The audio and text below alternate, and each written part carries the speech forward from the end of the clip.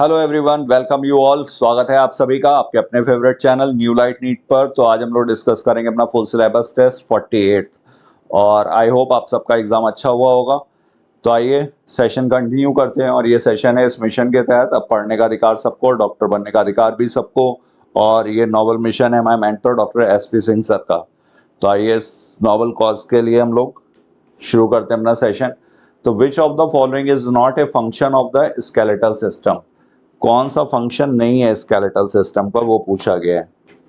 तो यहाँ पर क्या दिया, production of body heat, locomotion, production of erythrocytes, storage of minerals. तो स्टोरेज ऑफ मिनरल्स तो है कैल्शियम फॉस्फेट्स वगैरह स्टोर होते हैं यहाँ पर।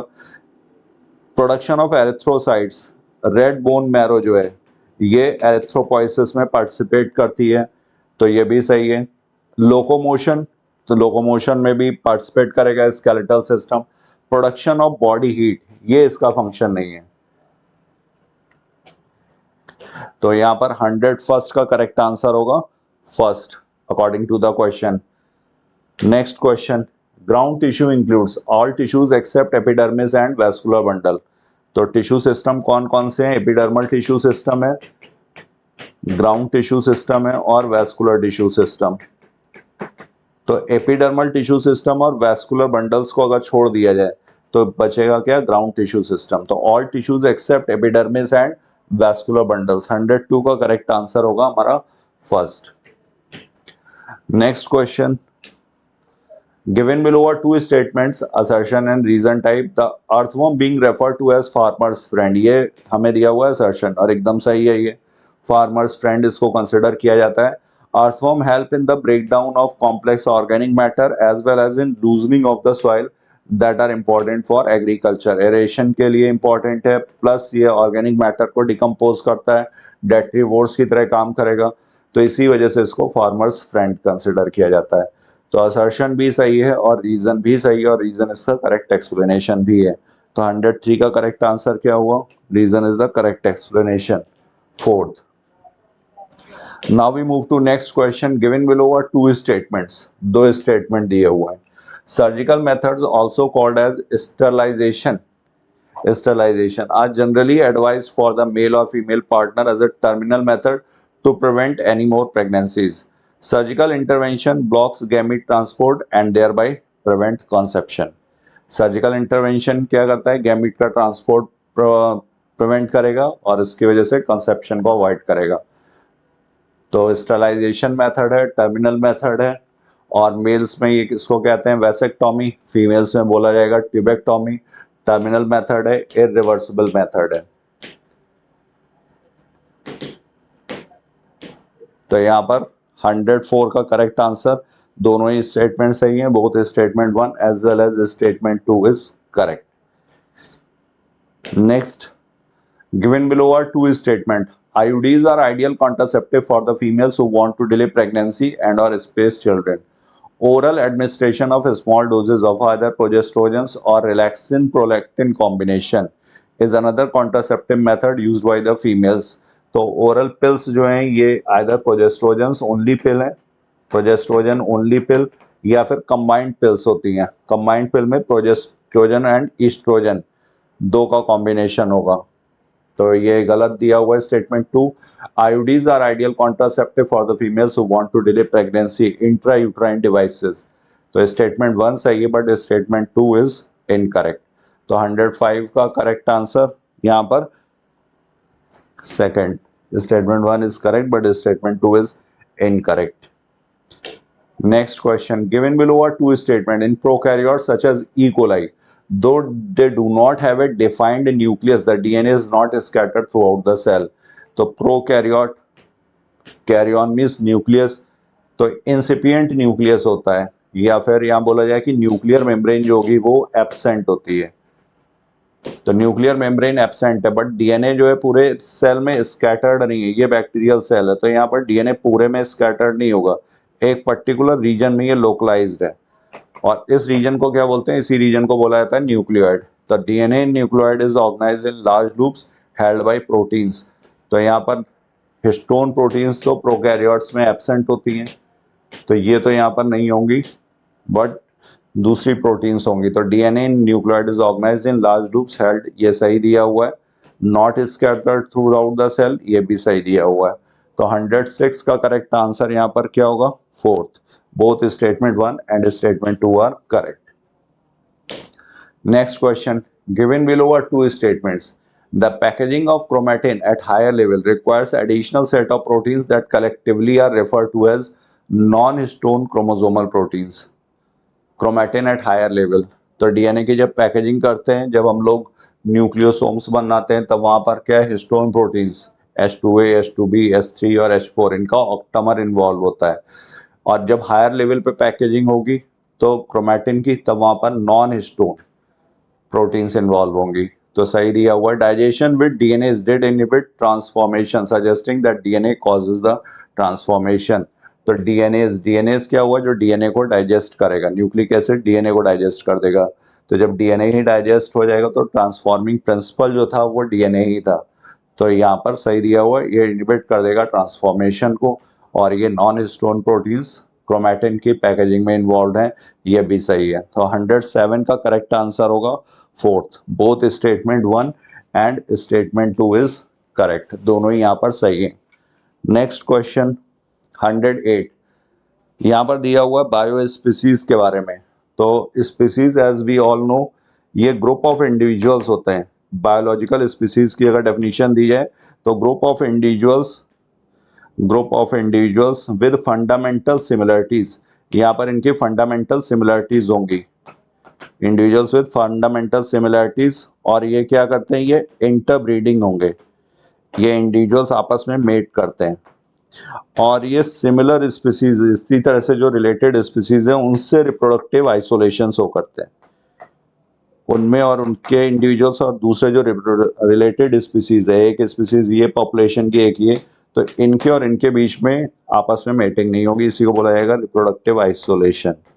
तो यहाँ पर बायो स्पीसीज और सिबलिंग स्पीसीज, ये टाइप्स ऑफ स्पीसीज हैं। टाइप्स ऑफ स्पीसीज ये modern synthetic theory of evolution में दिया हुआ है। तो types of species, allopatric species, sympatric species, bio species, sibling species, different types की स्पीसीज। तो bio species genetically distinct one और more interbreeding populations which are reproductively isolated, एकदम सही दिया हुआ है। सिबलिंग स्पीसीज, ये वो दो स्पीसीज हैं जो मॉर्फोलॉजिकली लगभग आइडेंटिकल होती हैं, दोनों में सिमिलरिटीज बहुत ज़्यादा होंगी, but do not normally interbreed, और ये आपस में मेटिंग नहीं करेंगी, तो उसको बोला जाएगा सिबलिंग स्पीसीज, जिनमें मॉर्फोलॉजिकल सिमिलरिटीज बहुत ज़्यादा हों और रिप्रोडक्टिवली आइसोलेटेड हो। तो ये भी सही है, सिबलिंग स्पीसीज की भी डेफिनेशन सही दी हुई है और बायो स्पीसीज की भी। तो both statement 1 and statement 2 are correct. 108 is fourth. Next, the primers use during annealing step of PCR. तो पीसीआर में 3 स्टेप हैं, denaturation, annealing and extension. Annealing में क्या होता है? टेम्पलेट स्ट्रैंड जो है, ये 3' to 5', ये टेम्पलेट स्ट्रैंड, ये 3' to 5' टेम्पलेट स्ट्रैंड। अब यहाँ पर जब डीएनए पॉलीमरेज एक्ट करेगा तो उसको पहले चाहिए रहता है प्राइमर। ये प्राइमर कहाँ पर ऐड होगा? ये 3' एंड ऑफ टेम्पलेट स्ट्रैंड पर। 2 sets of primers are required. और ये प्राइमर्स जो हैं ये क्या हैं? ये ऑलिगोन्यूक्लियोटाइड चेन है, टाइप ऑफ न्यूक्लिक एसिड। तो करेक्ट आंसर यहाँ पर क्या होगा? Second. 109 is second. Next question, the integration of natural science and organism cells parts thereof and molecular analogues for products and services. तो ये ईएफबी ने जो बायोटेक्नोलॉजी की डेफिनेशन दी थी, यूरोपियन फेडरेशन ऑफ बायोटेक्नोलॉजी, क्योंकि बायोटेक्नोलॉजी में 2 कॉन्सेप्ट थे। पुराना जो था बायोटेक्नोलॉजी, जो हमारे एंसेस्टर्स वगैरह घरों में हम लोग पहले से ही कर रहे थे, उसको ओल्ड या ट्रेडिशनल बोला जाता है, और मॉडर्न। तो ये दोनों का ही यहाँ पर मिश्रण प्रोवाइड किया गया था इस डेफिनेशन में। Integration of natural science, organism, cells, parts thereof and molecular analogues. तो इसको क्या है? डेफिनेशन ऑफ बायोटेक्नोलॉजी में आएगा ये। तो 110 का करेक्ट आंसर होगा second. Next, given below are two statements, दो स्टेटमेंट दिए हुए हैं. Some plasmids may have only 1 or 2 copies per cell whereas others may have 15 to 100 copies per cell. Plasmid क्या करते हैं, वेक्टर की तरह काम करेंगे, एक या दो कॉपीज भी बना सकते हैं अपनी एक सेल में, या फिर इससे ज़्यादा भी. और कितनी, 15 to 100 कॉपीज, कॉपी नंबर हो गया इनका. ये प्लाज्मिड्स एंड बैक्टीरियोफेज ये क्या है, ये ऑटोनॉमसली रेप्लिकेट करते हैं independent of the control of chromosomal DNA. Bacteriophage क्या है, वायरस है, बैक्टीरिया को ईट करने वाला, फेज मीन्स ईट. तो प्लाज्मिड्स और बैक्टीरियोफेज, तो ये भी सही दिया, ये भी सही दिया हुआ है. 111 का करेक्ट आंसर होगा fourth. Both statement 1 and statement 2 are correct. Next, which one of the following 4 carbon containing compound form in mesophyll cells? 4 carbon containing. तो यहाँ पर C4 प्लांट्स की बात हो रही है. C4 प्लांट्स में जब फास्फोइनॉल पायरुवेट जब ये एक्सेप्ट करेगा कार्बन डाइऑक्साइड, तो पहला प्रोडक्ट बनता है C4 कार्बन का ऑक्सैलो एसिटिक एसिड. और ये oxaloacetic acid mesophyll cell से किस में जाएगा, बंडल शीथ सेल्स में. और बंडल शीथ सेल्स में जब ये ट्रांसपोर्ट होगा तब ये किस फॉर्म में, ये मैलिक एसिड या एस्पार्टिक एसिड में चेंज होगा. तो यहाँ पर oxaloacetic acid, malic acid, aspartic acid, ये सभी यहाँ पर सही है. तीनों A, B and C 4 carbon containing compound. Next question, what is not true about bundle sheath cells of maize. तो बंडल शीथ सेल्स, इनको बंडल शीथ सेल्स क्यों बोला गया, क्योंकि वैस्कुलर बंडल के चारों तरफ होंगी ये. शीथ माने होता है कवरिंग, तो इसलिए बंडल शीथ सेल्स. तो बंडल शीथ सेल्स क्या होती हैं, ये थिक सेल वॉल होंगी, थिक सेल वॉल होंगी. न्यूमरस क्लोरोप्लास्ट होगा, और क्लोरोप्लास्ट कैसा होगा, ए ग्रैनल, ग्रेना एब्सेंट होगा. इसी वजह से यहाँ पर ऑक्सीजन रिलीज नहीं होगी. मतलब कार्बन डाइऑक्साइड फिक्सेशन के लिए आइडियल कंडीशंस होंगी. मतलब यहाँ पर C3 साइकिल, मतलब यहाँ पर रोबिस्को एंजाइम जो होगा वो एक्टिव होगा. तो इंटरसेलुलर स्पेसेस भी एब्सेंट है, न्यूमरस क्लोरोप्लास्ट है. Their walls are not impervious to gaseous exchange. Actually ये इम्परवियस होगी, गैसेस एक्सचेंज अलाउ नहीं होगा. सेल वॉल्स थिक हैं, क्योंकि इसको कंडीशंस कैसी क्रिएट करनी है, कार्बन डाइऑक्साइड का फिक्सेशन करवाना है, रोबिस्को को कार्बोक्सिलेज की तरह काम करवाना है, ना कि ऑक्सीजनेज. फोटो रेस्पिरेशन को अवॉइड करना है, उसका अडेप्टेशन है. तो यहाँ पर नॉट ट्रू पूछा गया था, तो करेक्ट आंसर होगा third. 113 is third. Next question 114, given below are two statements, दो स्टेटमेंट्स दिए हुए हैं. In a polygenic trait, the phenotype reflects the contribution of each allele. That is, the effect of each allele is additive. Polygenic trait. The phenotype reflects the contribution of each allele. Besides the involvement of multiple genes, polygenic inheritance also takes into account the influence of environment.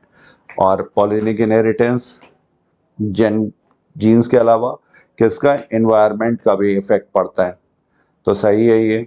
Polygenic trait का example क्या है, जैसे skin colour, skin colour. और यहाँ पर ratio क्या होता है, 1:6:5, 6:15:20, 15:6:1, 1 6 15 20, 15 6 1. तो यहाँ पर 114 का करेक्ट आंसर, 114 इज फोर्थ. दोनों ये स्टेटमेंट सही दिए हुए हैं. Next question, given below are two statements. The color blindness is due to mutation in certain genes present in the X chromosome. तो सही है. कलर ब्लाइंडनेस कैसा है, एक्स लिंक्ड रिसेसिव डिजीज है. Colour blindness occurs in about 0.4% of males and about 8% of females. तो x linked recessive जो होते हैं वो मेल्स में ज़्यादा कॉमन होंगे, क्योंकि यहाँ पर एक भी अफेक्टेड अगर क्रोमोसोम जीन होगा तो वो अपने को आपको एक्सप्रेस करेगा. और अगर फीमेल्स की बात की जाए तो जब यहाँ पर दोनों अफेक्टेड जीन्स होंगे तभी ये अपने आप को एक्सप्रेस करेगी. तो फीमेल्स में इसकी प्रोबेबिलिटी कम होगी और मेल्स में एक्स लिंक्ड रिसेसिव डिजीज की प्रोबेबिलिटी ज़्यादा होगी अपने आप को एक्सप्रेस करने की. तो यहाँ पर ये गलत दिया हुआ है स्टेटमेंट 2. तो स्टेटमेंट 1 सही है और स्टेटमेंट 2 गलत है. 115 का correct answer second. Statement 1 is correct, but statement 2 is incorrect. Next question, in which human the chromosome numbers are 46? तो कलर ब्लाइंड विमेन, तो यहाँ पर सिर्फ एक्स लिंक्ड रिसेसिव जीन है, बाकी क्रोमोसोम्स तो पूरे होंगे। कलर ब्लाइंड मैन है तो ये एक्स लिंक्ड रिसेसिव ये भी है, ये इसमें भी पूरे होंगे।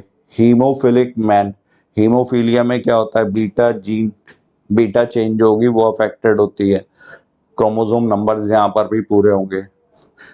Females with Turner syndrome, Turner syndrome is monosomic for sex chromosome, तो यहाँ पर एक सेक्स क्रोमोसोम कम होगा, मतलब 45 क्रोमोसोम्स होंगे, 44 प्लस XO। तो फीमेल्स विद टर्नर सिंड्रोम यहाँ पर क्रोमोसोम नंबर कितने होंगे, 46 नहीं होंगे। और फीमेल्स विद थैलासीमिया, तो ये वाला हमारा क्वांटिटेटिव है, ये क्वालिटेटिव है, यहाँ पर भी 16 12 16 11 11 अल्फा बीटा और डेल्टा, तीन तरह का थैलासीमिया। यहाँ पर दो जीन्स अफेक्टेड होते हैं, यहाँ पर एक, और इनका क्रोमोसोम नंबर क्या है, 11, क्रोमोसोम नंबर 11 पर होते हैं ये। तो यहाँ पर भी 46, यहाँ पर भी 46, यहाँ पर भी 46, यहाँ पर भी, सिर्फ किस में नहीं है, इसमें डी में। तो यहाँ पर करेक्ट आंसर क्या होगा, 46 A B C and E।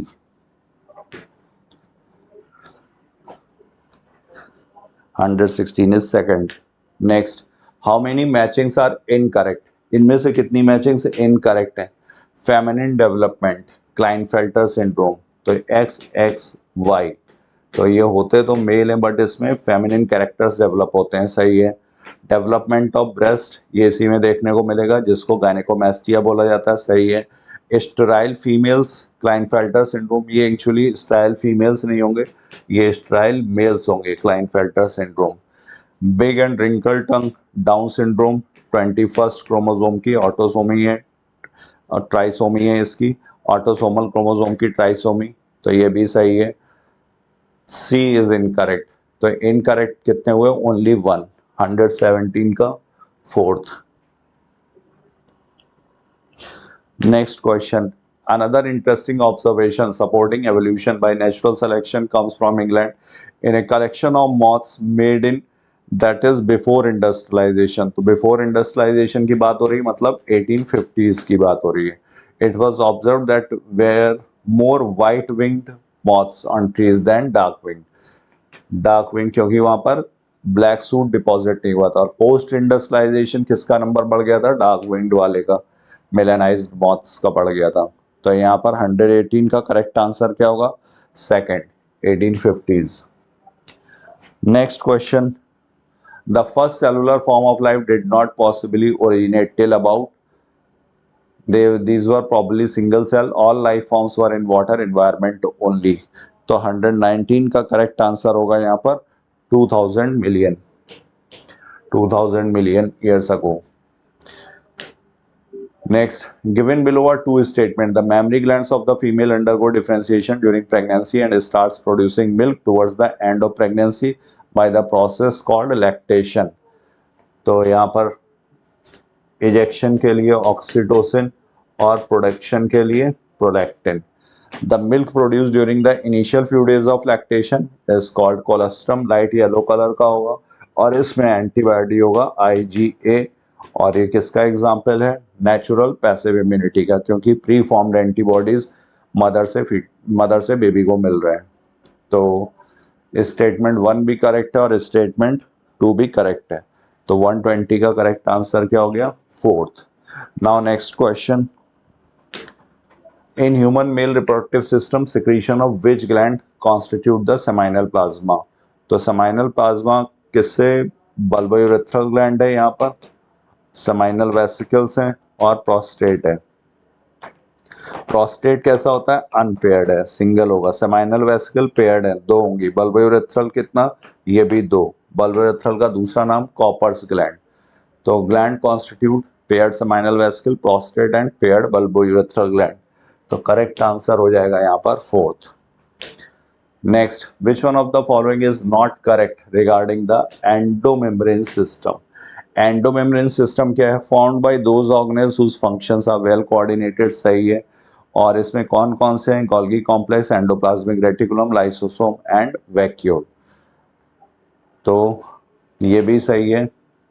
Microbodies and पैरोक्सिसोम, इनके फंक्शंस इसके साथ कोऑर्डिनेटेड नहीं है। ये करेक्ट ऑप्शंस हुए। Not correct is second, it consist of endoplasmic reticulum, microbodies and peroxisomes. Next question, what is the NAD and NADP? NAD और NADP क्या है यहाँ पर? तो coenzyme, cofactor, vitamin containing chemicals. तो एनएडी और एनएडीपी ये क्या है? ये कोफैक्टर्स भी हैं, और कोफैक्टर में अगर टाइप पूछा जाए तो कोएंजाइम। और इनका काम क्या है? ये हाइड्रोजन एक्सेप्ट करते हैं। एक ये रेस्पिरेशन में इन्वॉल्व होगा और ये वाला फोटोसिंथेसिस में। पी जिसमें है वो फोटोसिंथेसिस में। सही है, तो कोएंजाइम भी हो गया। और एसेंशियल कंपोनेंट क्या होगा इसका? विटामिन। विटामिन यहाँ पर एसेंशियल कंपोनेंट है।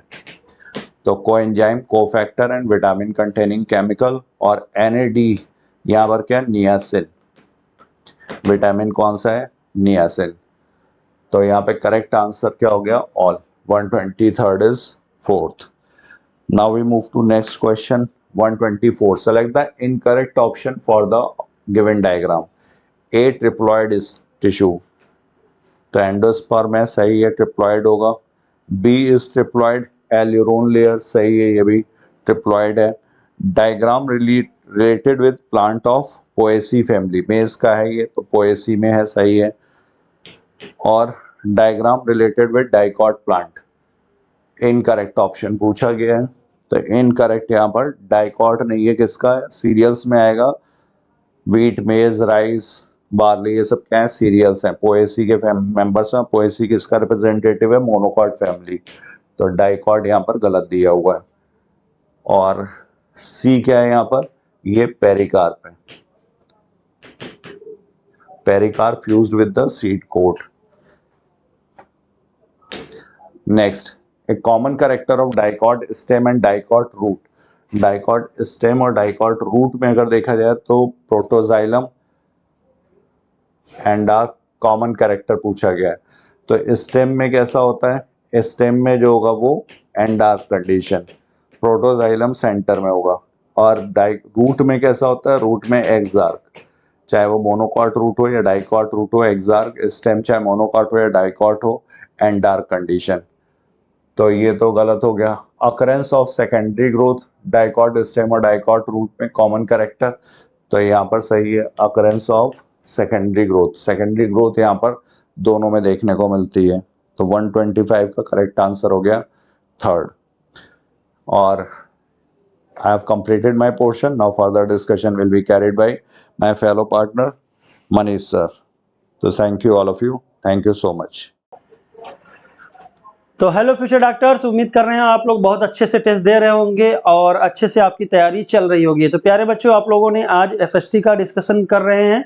बायोलॉजी का सैलन सर ने कर दिया होगा 125 तक, अब 126 टू 150 करेंगे हम। प्यारे बच्चों, आप जानते हो एफएसटी को जितने अच्छे से एनालाइज करेंगे, गलतियों को लिखते चले जाएंगे, मेरा मानना है कि आपका नीट 2024 में जो 5 तारीख का पेपर है आपका, उसमें इम्प्रूवमेंट बहुत अच्छी तरह से हो जाएगा। तो मैं मानता हूं कि आप ऐसा नहीं कि सिर्फ पेपर दे के बैठ जाइए, वो गलत है। पेपर देने के बाद एनालिसिस ज़रूर करिए, क्वेश्चन कैसे गलत जा रहे हैं, कौन सा टॉपिक वीक है उसी को पढ़िए, और ज़्यादा पढ़ने की ज़रूरत भी नहीं है। तो एनालिसिस में समय दीजिए, आपको बहुत ही फायदा होगा।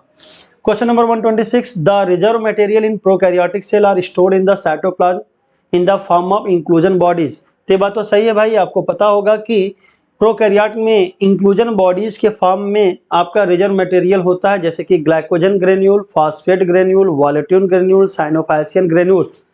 और बेटा ये not surrounded by any membrane system भी होता है। बिसाइड फ्लैजेला, फ्लैजेला के अलावा pili and fimbriae are also surface structure of bacteria but do not play in motility. ये भी सही है, क्योंकि फ्लैजेला मोटाइल होता है, यानी मोटिलिटी भी रोल प्ले करता है।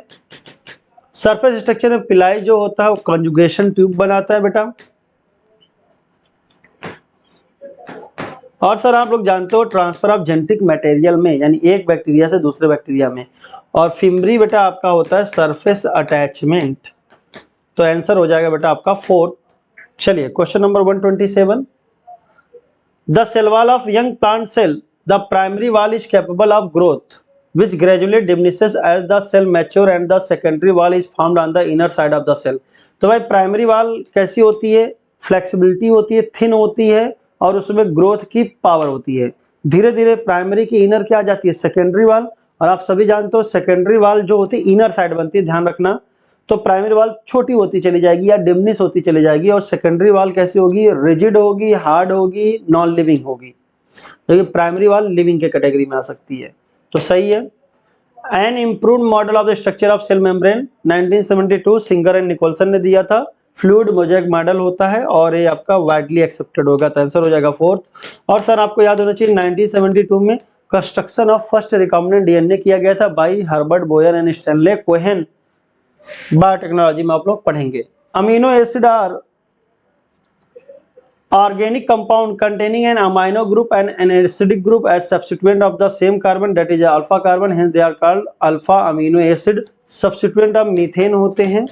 और आपको पता है अगर फंक्शनल ग्रुप से लगा हुआ कार्बन क्या कहलाता है, अल्फा कार्बन, और उसी पे बाकी ग्रुप भी लगे होते हैं, अमाइनो कार्बोक्सिलिक H, एंड एक वेरिएबल ग्रुप होता है जिसको बोलते हैं R ग्रुप। दूसरा क्वेश्चन पूछा जा सकता है कि physical and chemical property of amino acid is due to, तो अमाइनो कार्बोक्सिलिक एंड R सारे ग्रुप मिलकर डिसाइड करेंगे। लेकिन different type of amino acid, कई प्रकार के अमीनो एसिड जो है ये किस कारण से है, तो वेरिएबल R ग्रुप के कारण। अगर R ग्रुप H है तो ग्लाइसिन होगा, R ग्रुप अगर मिथाइल है तो एलानिन होगा, R ग्रुप अगर CH2OH है तो सेरीन होगा। Living organism have a number of carbon compound in which heterocyclic rings can be found. Some of these are nitrogen bases, adenine, guanine, cytosine, uracil and thymine. तो living organism में बेटा carbon containing compound होगा जिसमें heterocyclic ring nitrogenous base होगा। Purine में होता है 2 heterocyclic ring और पायरिमिडिन में होता है single heterocyclic ring. Adenine, guanine, cytosine, thymine and uracil. Cytosine, uracil, thymine pyrimidine की कैटेगरी में आएगा, और बेटा एडेनिन और गुआनिन प्यूरिन के कैटेगरी में आएगा। प्यूरिन हर जगह कॉमन होगा। पायरिमिडिन में साइटोसिन डीएनए आरएनए दोनों में कॉमन होगा, लेकिन यूरासिल पाया जाएगा आरएनए में और थायमिन पाया जाएगा डीएनए में। 129 adult human haemoglobin consist of 8 सब यूनिट। तो भाई आपको पता है 4 सब यूनिट होते हैं, 2 अल्फा और 2 बीटा, 2 टाइप्स, टोटल नंबर 4। इसलिए आपका पहला स्टेटमेंट क्या हो जाएगा बेटा, गलत। 4 सब 2 type, 2 alpha and 2 beta. The enzyme isolated from organism who normally live under extremely high temperature, जैसे hot thermal vents and sulphur spring, are stable, retain their catalytic power at high temperature. जैसे कि आपने सुना होगा एक Taq polymerase, जिसका इस्तेमाल हम लोग पीसीआर में पॉलीमरेज चेन रिएक्शन में करते हैं, थर्मस एक्वेटिकस, तो थर्मोफिलिक बैक्टीरिया कहलाएगा। तो आपका आंसर हो जाएगा पहला गलत और दूसरा सही, आंसर हो जाएगा थर्ड।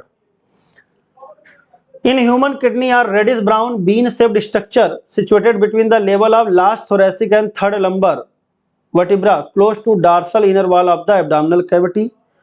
तो बेटा आप सभी लोग जानते हो कि ऐसे याद करना चाहिए, T12 to L3 ये होता है बेटा किसकी पोजीशन, आपका ये हो जाती है किडनी की, डॉर्सल साइड पे दिखेगा किडनी और एब्डोमिनल कैविटी में होगा, बिल्कुल सही है। The renal tubule begin a double walled cup like structure that is called Bowman's capsule. तो बात करें नेफ्रॉन का, तो नेफ्रॉन में आपका ग्लोमेरुलस प्लस रीनल ट्यूब्यूल आएगा। सर रीनल ट्यूब्यूल में आपका एक double walled cap like structure होगा, कप, जिसको बोलते हैं बायमस कैप्सूल, उसके बाद पीसीटी, हेनले लूप, उसके बाद डीसीटी।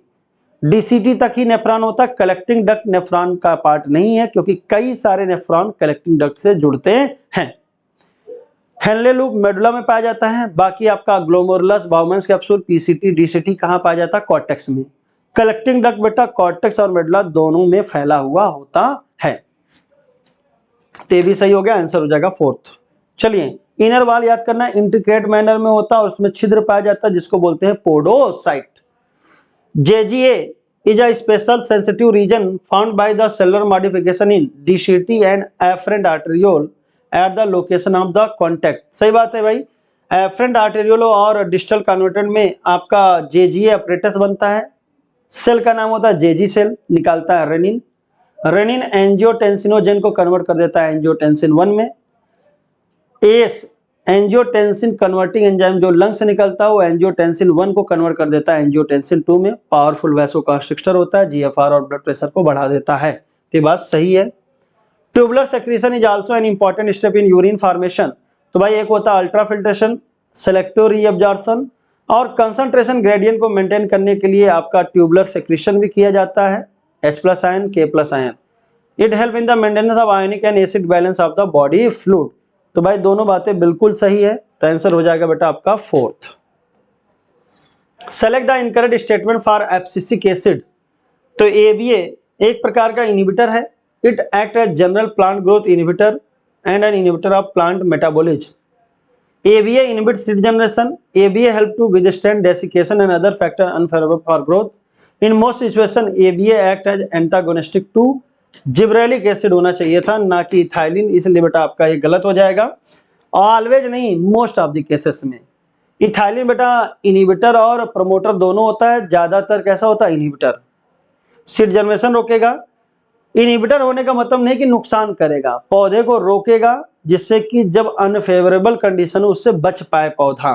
तो विद स्टैंड डेसिकेशन, सूखने से बचाएगा जब बहुत गर्मी पड़ेगी, धूप पड़ेगी या सूखा पड़ जाएगा, जो फैक्टर अनफेवरेबल फॉर ग्रोथ होते हैं। Which one of the following taxonomic category are similar in between lion and monkey. तो बेटा लायन और मंकी के बीच में कौन से टैक्सोनॉमिक कैटेगरी सिमिलर होंगे।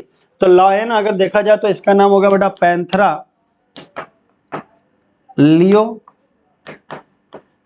और मंकी अगर आप लोग पढ़े होंगे एनसीईआरटी में, आप जीनस वगैरह तो नाम पूरा साइंटिफिक नहीं याद करते हो, लेकिन हाँ इतना मालूम है कि एक ऑर्डर है प्राइमेटा, उसके अंदर आता है, और ये एक ऑर्डर होता है जिसका नाम होता है कार्निवोरा, उसके अंदर आता है।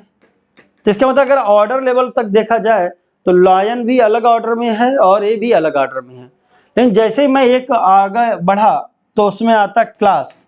क्लास जैसे गया ना अलग, हायर टेक्सा गया तो क्लास मैमेलिया में दोनों आ जाते हैं, ये आप एनसीईआरटी में ही पढ़ते हो।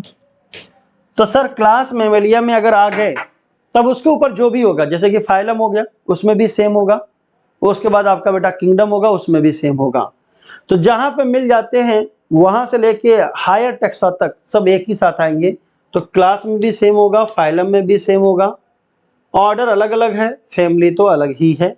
तो आंसर हो जाएगा A एंड B। तो 133 का फर्स्ट, ठीक है ना, क्लियर। अगर बात करें तो फाइलम कॉर्डेटा के अंदर आएंगे, क्लास मैमेलिया के अंदर आएंगे, जबकि इसका अगर देखा जाए ऑर्डर तो कार्निवोरा है और ये ऑर्डर क्या है, प्राइमेटा है। चलिए,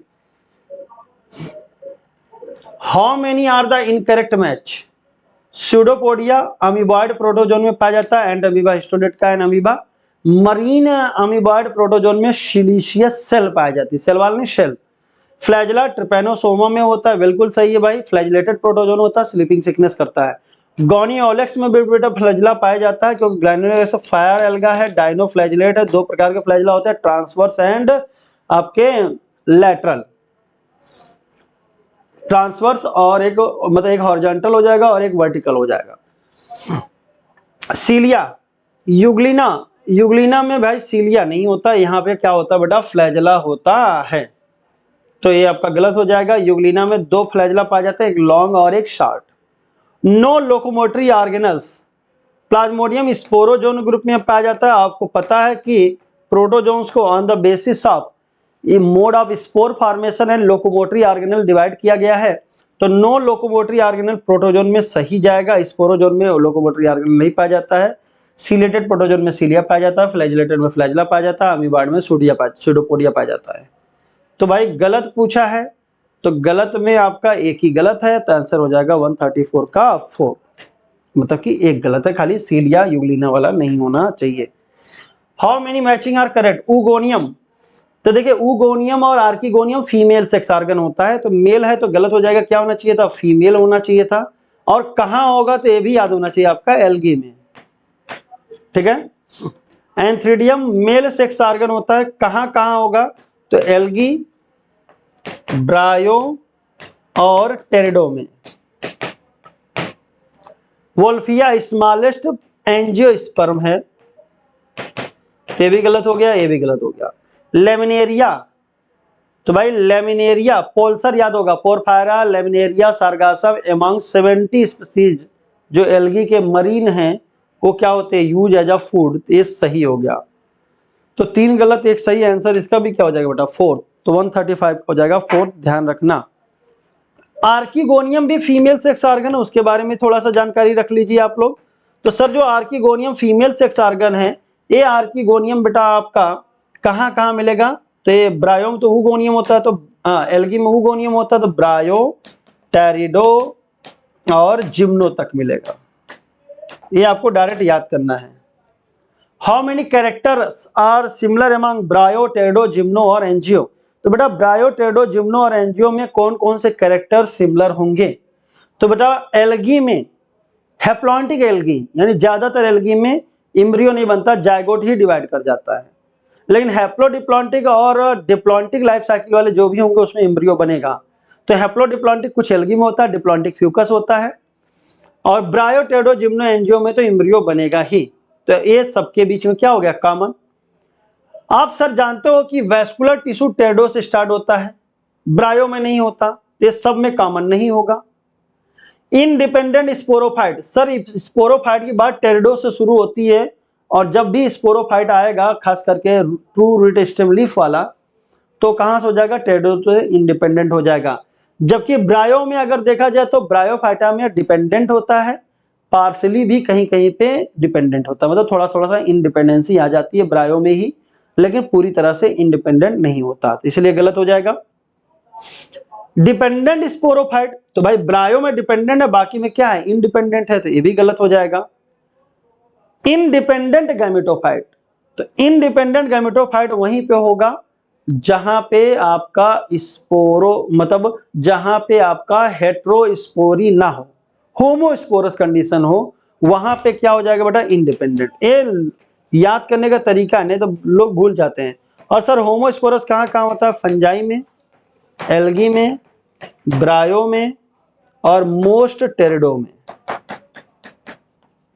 तो जब तक होमोस्पोरस होगा तब तक आपका क्या हो जाएगा, इंडिपेंडेंट गैमेटोफाइट होगा। फंजाई और एल्गी की पूरी बॉडी ही गैमेटोफिटिक होती है। ब्रायो में आपका पता होगा कि जो अगर मॉस देखा जाए तो वहां पे स्पोर, प्रोटोनीमा और लीफी स्टेज किस में आ जाएगा, गैमेटोफाइट के रूप में आ जाएगा। मोस्ट टेरिडोफाइट में जो गैमेटोफाइट होता है वो क्या होता है, प्रोथैलस। जहां से हेट्रोस्पोरी आ जाएगा, जैसे सिलेजनेला साल्विनिया, वहां पे देखिए पेरेंट स्पोरोफाइट पे गैमेटोफाइट रिटेन, रुकने लगेगा। जिम्नो एंजियो में तो इंडिपेंडेंट रहेगा ही नहीं gametophyte, dependent on sporophyte. Dependent gametophyte ये हेट्रोस्पोरस कंडीशन में होगा। तो बेटा अगर आप, मुझे लग रहा है कि हेट्रोस्पोरस और होमोस्पोरस कॉन्सेप्ट पढ़ लीजिए, तो इंडिपेंडेंट कहाँ होगा, डिपेंडेंट कहाँ होगा, आसानी से निकाल सकते हैं। तो मुझे लग रहा है ये भी गया, ये भी गया। तो खाली मैचिंग में खाली क्या आया, इम्ब्रियो फॉर्मेशन, जो हर जगह है, बाकी आपका कहीं पे कुछ है कहीं पे कुछ, तो जाएगा 4th। एक बार फिर से बोल देते हैं, ब्रायो में वैस्कुलर टिश्यू नहीं है, बाकी टेरिडो, जिम्नो, एंजियो में है। Independent sporophyte pterido, gymno, angio में है। डिपेंडेंट स्पोरोफाइट बेटा आपका ब्रायो में है। इंडिपेंडेंट गैमेटोफाइट होमोस्पोरस, मतलब fungi, algae, bryo and most pteridophyte. और डिपेंडेंट गैमेटोफाइट हेट्रोस्पोरस, टेरिडो और जिम्नो और एंजियो में। Cell, tissue, organ and organ system split up the work in a way that exhibit division of labour and contribute to the survival of the body as a whole.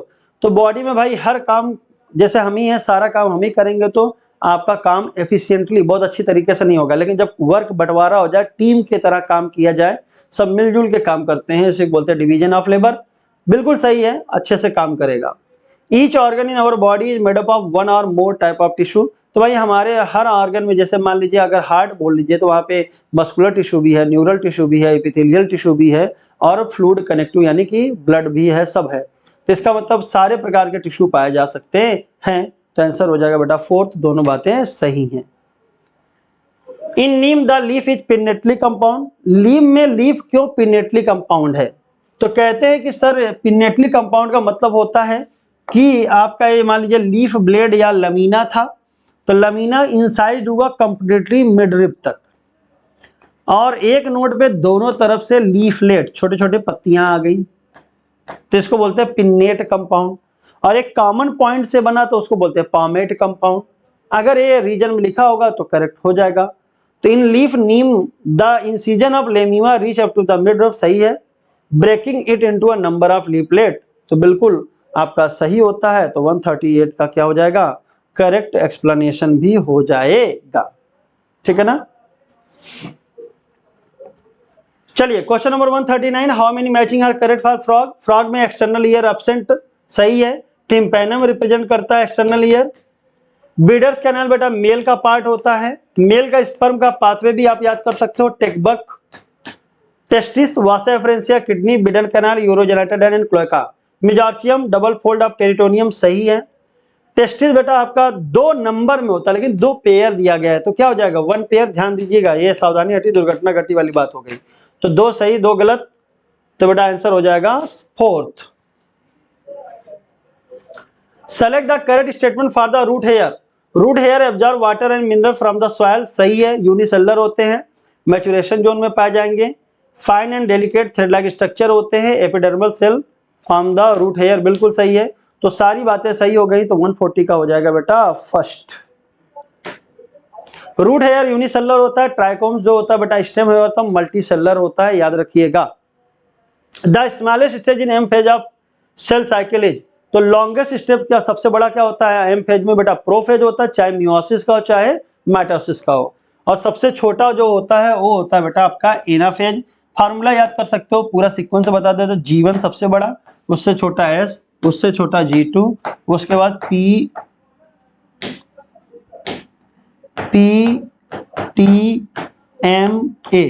PTM में, तो interphase का sequence हुआ G1 S G2 PTM में, prophase, telophase, metaphase, anaphase. सबसे छोटा क्या हो गया एनाफेज। ये ड्यूरेशन का डिक्रीजिंग ऑर्डर है।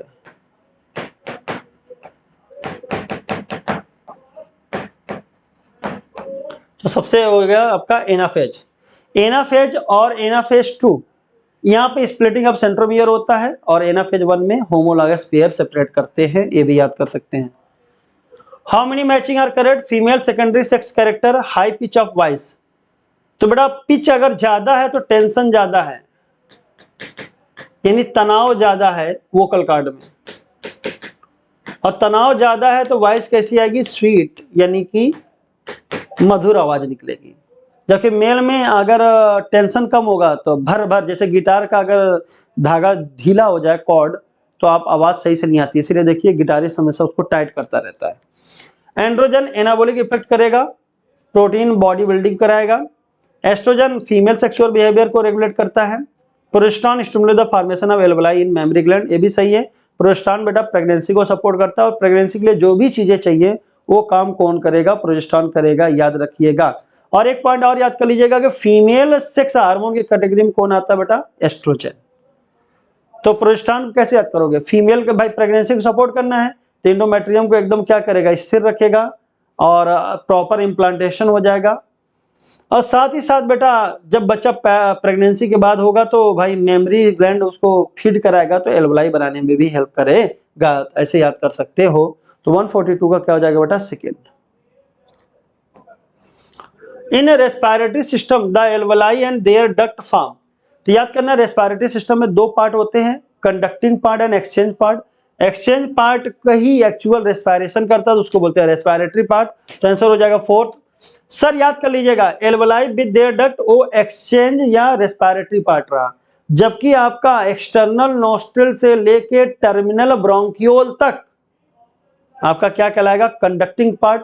कंडक्टिंग पार्ट 3 काम करता है, एयर को ह्यूमिडिफाई करता है, नमी बनाता है, साथ ही साथ बेटा एयर का टेम्परेचर बॉडी के टेम्परेचर के अकॉर्डिंग लाता है, और फॉरेन पार्टिकल जो भी हवा में होती है उसको क्लियर करता है।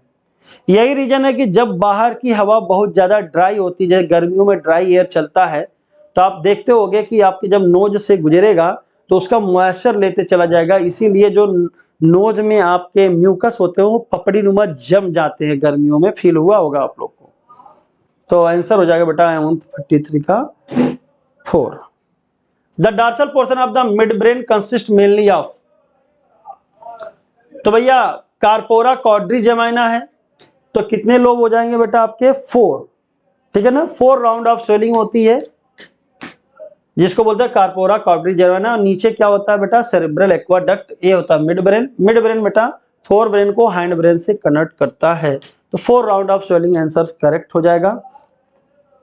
विच one of the following is the incorrect match, cranial bone, axial skeleton ऐसे जाएगा, क्रेनियल आ जाएगा बेटा, वर्टिब्रल कॉलम आ जाएगा, स्टर्नम आ जाएगा, और लेटरल में क्या आ जाएगा, ribs.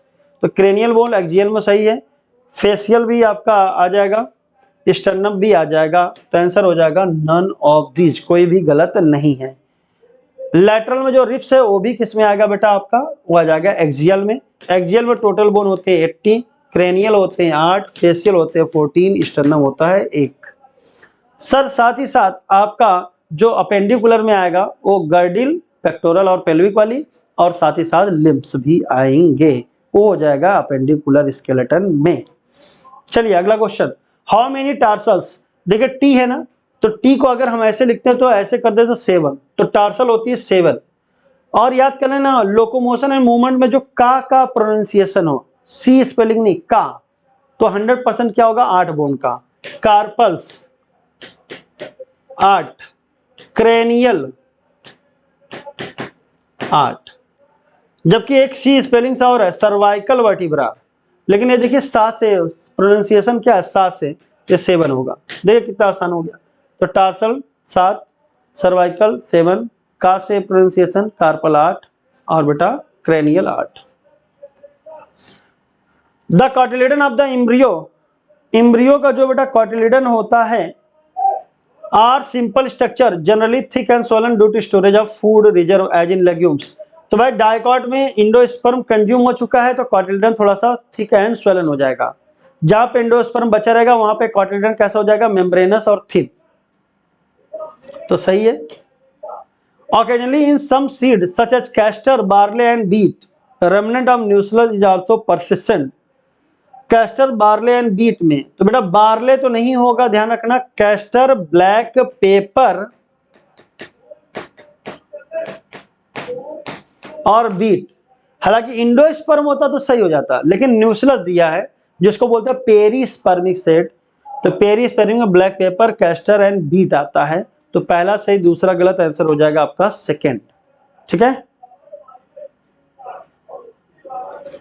At which temperature storage of pollen grain of a large number of species per year in liquid nitrogen, तो -196 डिग्री सेंटीग्रेड या 73 केल्विन भी आ जाएगा, क्योंकि केल्विन में 273 आपको क्या करना होता है बेटा, जोड़ देना होता है प्लस में। It was only in 1953 James Watson and Francis Crick based on the X-ray diffraction data produced by Maurice Wilkin and Rosalind Franklin। तो बेटा 1953 और रोजालिन फ्रैंकलिन बेटा एक ही जगह दिया है। Famous double helical structure of DNA दिया था। एंटी पैरेलल होते हैं, एक अगर पोलैरिटी 3 to 5 है तो दूसरी की 5 to 3 होगी।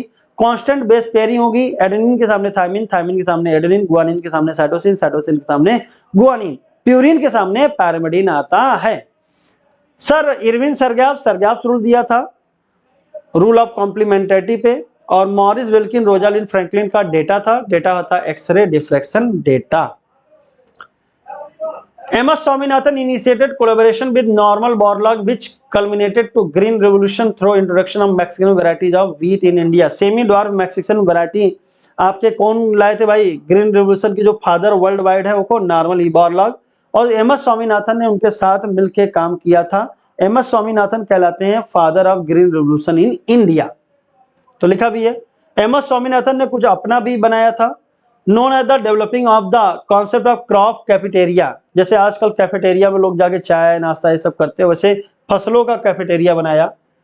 Crop scheduling and genetically improving the yield and quality, तो आंसर हो जाएगा बेटा 4। तो बेटा ये रहा डिस्कशन, ये साइंटिस्ट में है, उसको पढ़ लीजिएगा, इसमें कुछ कॉन्सेप्ट होता नहीं, याद ही करना होगा आपको। सर ये रहा आपका, अब आगे आ रहे हैं आपके सामने संगम सर, वेलकम करिए 151 to 175। Thank you so much, bye bye, take care. Good evening बच्चों। तो बेटा फिर हम लोग बढ़े 151 से 175 की ओर। बेटा question number 151, given below the two statement, one is labelled as assertion and another is labeled as reason। Assertion is a given species may occupy more than one trophic level in the same ecosystem at same time। तो भैया कोई भी disease किसी भी ecosystem में eight ए time एक से अधिक ट्रॉपिक लेवल पर पाई जा सकती है। So assertion is true. Reason देखें, sparrow are primary consumer when eat the seed and fruit P and secondary consumer when eat insect. अब बेटा अगर हम बात करें वो स्पीसीज हमने ले ली स्पैरो, तो बेटा स्पैरो अगर सीड को खाएगी तो ये प्राइमरी कंज्यूमर होगी, और बेटा अगर ये इंसेक्ट को खाएगी तो ये सेकेंडरी कंज्यूमर होगी। एट ए टाइम स्पैरो दो ट्रॉपिक लेवल को ऑक्यूपाई कर सकती है। सो असर्शन भी ट्रू है और बेटा रीजन भी ट्रू है और एक्सप्लेनेशन भी ट्रू है। सेम केस स्पैरो की जगह बेटा ह्यूमन बीइंग का भी लग सकता है। ह्यूमन बीइंग भी स्पैरो की जगह यूज किया जा सकता है। अगर याद आ जाए तो भैया ह्यूमन हर्बीवोरस भी हो सकता है। हर्ब खाए प्रोड्यूसर पर डिपेंड करे तो वो हर्बीवोरस भी हो सकता है, फ्लैश ईटर कार्निवोरस भी हो सकता है। दोनों की ट्रॉपिक लेवल अलग अलग हो सकती है। So 151 correct option is assertion and reason both are correct and explanation are correct. So correct option is option 4th. Next देखें, select the incorrect match for mutualism. बेटा इनमें से कौन सा मैचिंग म्यूचुअलिज्म के लिए इनकरेक्ट है? तो म्यूचुअलिज्म के केस में हम लोग याद करते हैं ऐसा इंटरेक्शन जिसमें दोनों स्पीसीज फायदे में रहती हैं, स्पीसीज को एग्जिस्ट करें और को एवोल्यूशन करें, ध्यान रखते हैं म्यूचुअलिज्म। अब म्यूचुअलिज्म के एग्जाम्पल के तौर पर याद रखें तो ओफरी सेक्सुअल डेसिड शो करते हैं। मालूम है कि बेटा जो ओफरी है और ये बी के साथ मेडिटेरियन ऑफरिड और बी के साथ रिलेशनशिप म्यूचुअलिज्म की होगी। और यहां जो गठबंधन होता है वो बेटा ऑब्लिगेटरी गठबंधन होता है। इस केस में हम लोगों ने देखा था कि जो फ्लावर है उसकी एक पेटल फीमेल की तरह रिजेंबल करती है और ये स्यूडो कपुलेशन शो करता है, सेक्सुअल डेसिड देखने को मिलती है। तो बेटा first statement is true. Male भी जो होती है वो स्यूडो कपुलेशन करती है, it is true. One petal of Ophrys resemble with female, petal ही फीमेल की तरह रिजेंबल होती है, it is not a case of sepal. So incorrect match is 152। तो 152 correct option is option 4th। 153 देखें, he also emphasized the need of initiation work of artificial culture on the embryos. His work on the test tube fertilization and intra-ovarian pollination won worldwide the acclamation. बेटा जो intra ovarian pollination का concept था, इस पर test tube fertilization, intra ovarian pollination और बेटा embryology का पहली बार क्लासिफिकेशन या टैक्सोनॉमी में यूज, पहले एनसीईआरटी लिखने का क्रेडिट और बेटा आर्टिफिशियल कल्चर ऑफ एम्ब्रियो पर काम करना, ये सब फीचर है पंचानन महेश्वरी के कंट्रीब्यूशन का, महेश्वरी के कंट्रीब्यूशन का। तो दोनों बातें सही हैं पंचानन महेश्वरी के लिए। सो correct option is option 3rd। बेटा जीएन रामचंद्रन को याद रखते हैं प्रोटीन के स्ट्रक्चर के लिए और कोलेजन प्रोटीन के स्ट्रक्चर को दिया, किताब लिखी नेचर के लिए याद रखेंगे, कंसेप्ट दिया रामचंद्रन प्लॉट का। रामदेव मिश्रा को याद रखते हैं फादर ऑफ इंडियन इकोलॉजी के लिए। तो 153 correct option is option 3rd। Select the correct option for the given diagram. बेटा डायग्राम को पहचाने और करेक्ट ऑप्शन को सेलेक्ट करें। डायग्राम को पहचाने और करेक्ट ऑप्शन को सेलेक्ट करें। तो भैया डायग्राम को पहचान लिया गया। जो डायग्राम है ये कैनाबिस सटाइवा, कैनाबिस सटाइवा। बेटा कैनाबिस सटाइवा से ऑब्टेन होता है कैनाबिनॉइड ड्रग्स, कैनाबिनॉइड ड्रग्स। बेटा जो कैनाबिनॉइड ड्रग हैं इनके रिसेप्टर पाए जाते हैं ब्रेन पर और ये कॉज कराते हैं कार्डियोवास्कुलर एक्टिविटी, कार्डियोवास्कुलर एक्टिविटी को इफेक्ट करते हैं।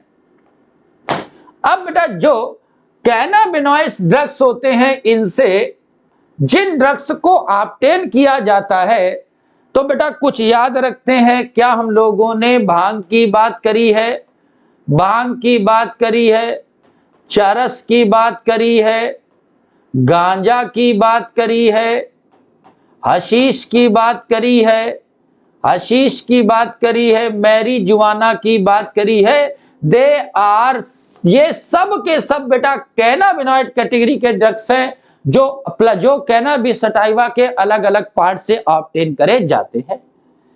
तो ये धतूरा की लीफ नहीं है, ये धतूरा की लीफ नहीं है बेटा, ये लीफ है कैनाबिस सटाइवा की। ये इन्फ्लोरोसेंस नहीं है धतूरा का, ये पॉपी प्लांट की लीफ नहीं है।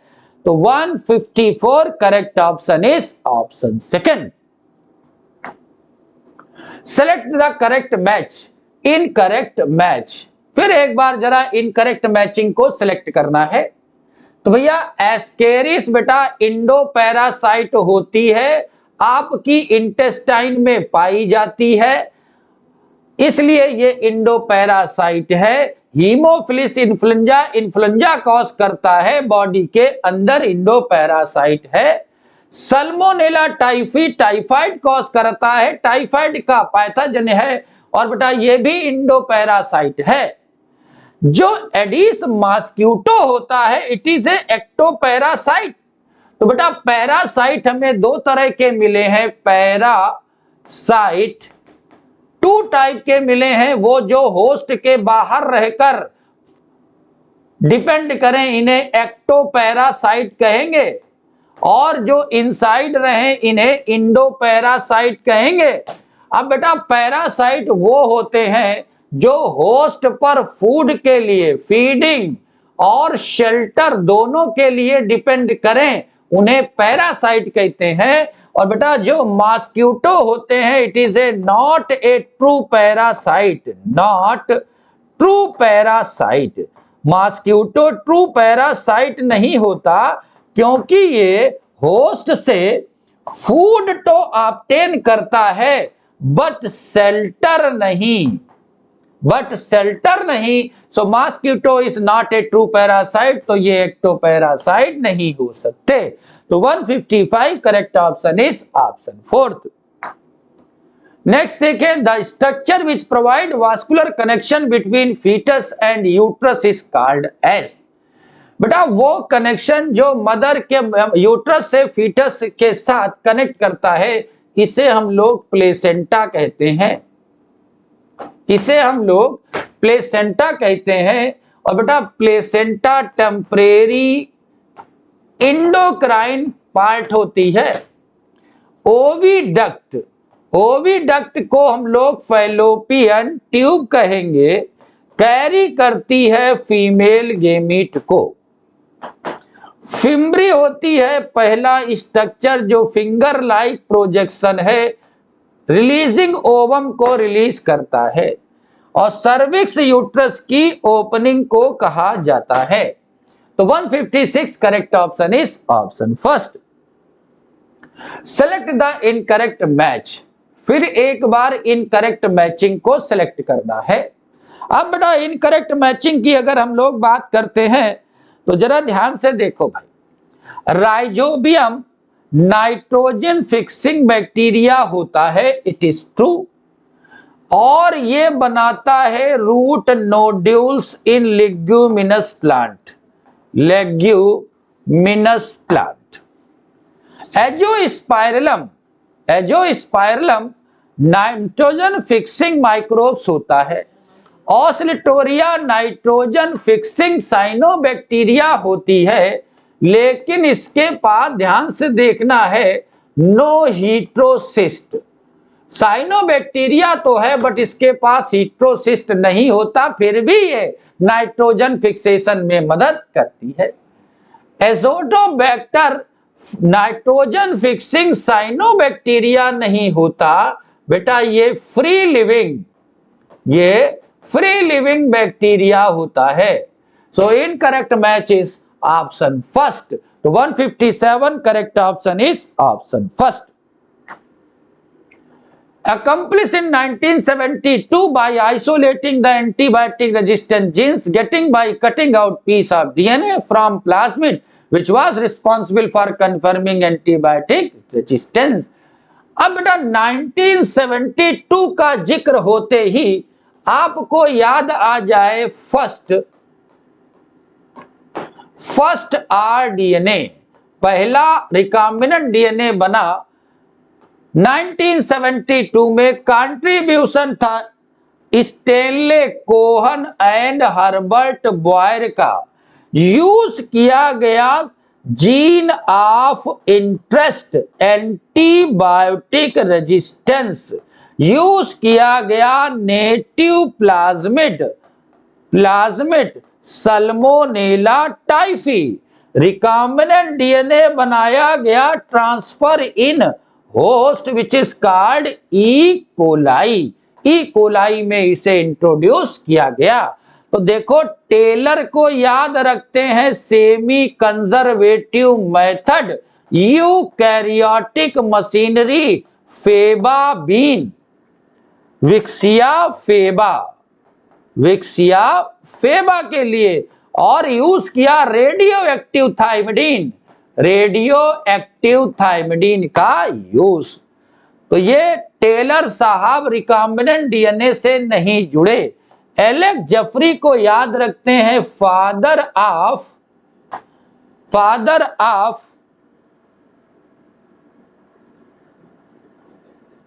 डीएनए फिंगरप्रिंटिंग,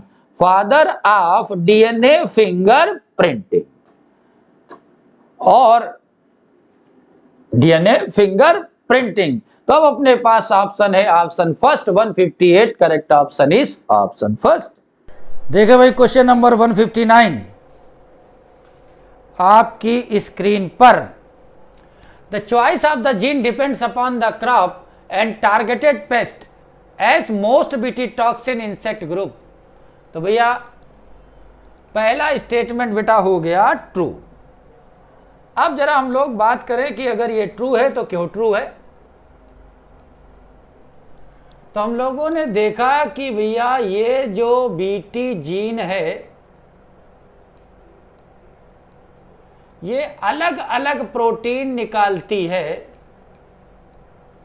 जो अलग अलग इंसेक्ट को किल करने के काम में आती है। क्या हमें याद है कि हमने किसी क्राई1 एसी प्रोटीन की जीन की बात करी थी।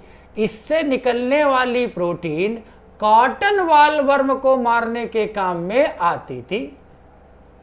ये कॉर्न बोरर को मारने के काम में नहीं आती, इसलिए particular toxin insect group specific होता है। All strain of Bacillus thuringiensis produce protein that kill the insect lepidopteran, coleopteran and dipteran. अब सवाल उठता है क्या सारे स्ट्रेन इन तीनों को मारने के लिए काम में आते हैं? तो मिला नहीं, ऑल की जगह बेटा केस होता है सम। तो सेकंड स्टेटमेंट हो गया फॉल्स और फर्स्ट स्टेटमेंट हो गया correct. So correct option is first correct and second incorrect. So correct option is option second.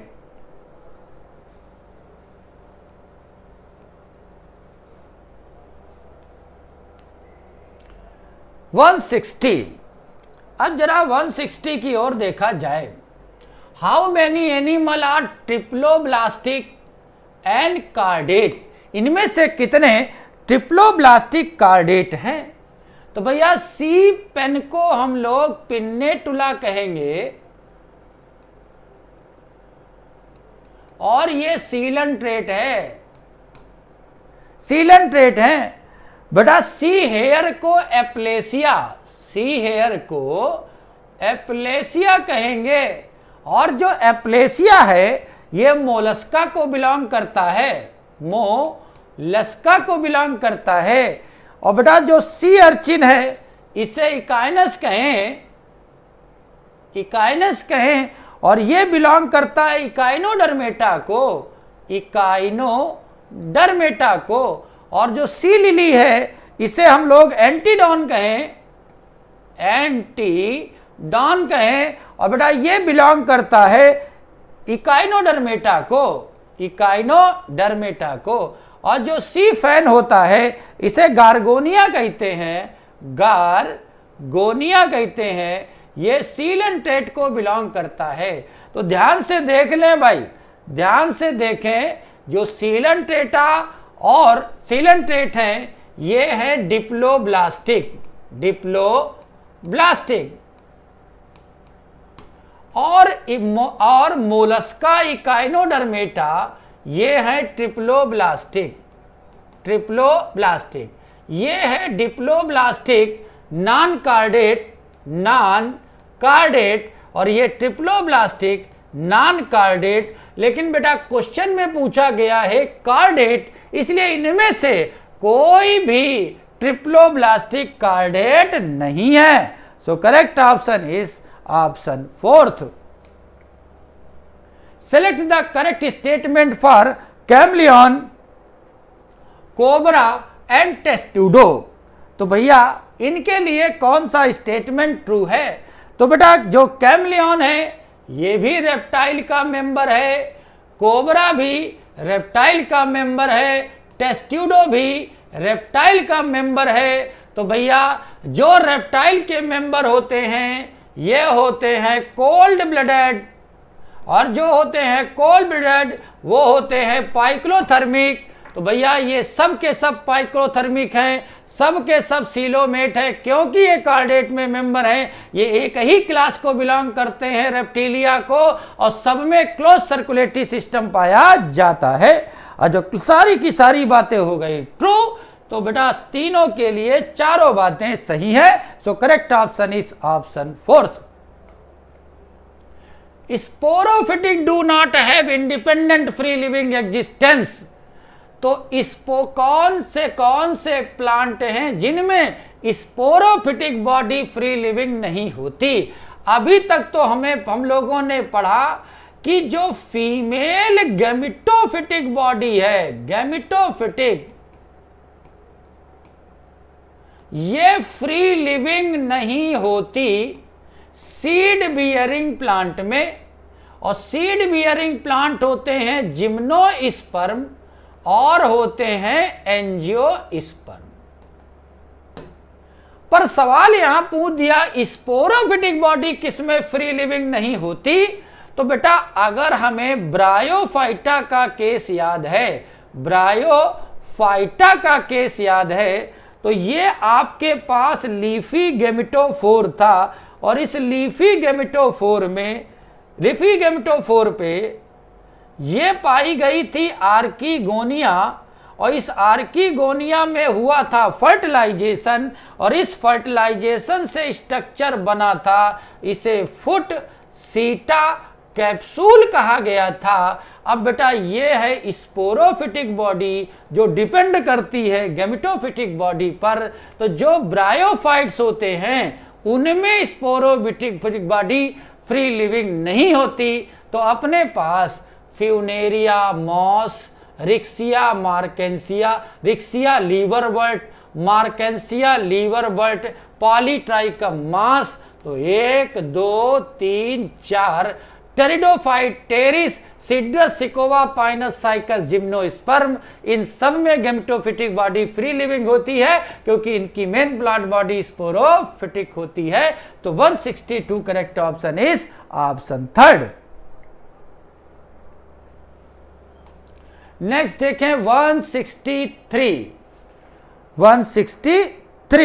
चलो भाई 163 को ध्यान से देखें। तो select the correct statement Malvaceae. बेटा मालवेसी के लिए कौन सा स्टेटमेंट ट्रू है? तो देखो भाई मालवेसी के लिए कौन सी बातें ट्रू हैं? तो मालवेसी में कैप्सूल फ्रूट टाइप का फ्रूट पाया जाता है, और कैप्सूल के साथ साथ बेटा कुछ में नट भी मिलते हैं, कुछ में नट भी मिलता है।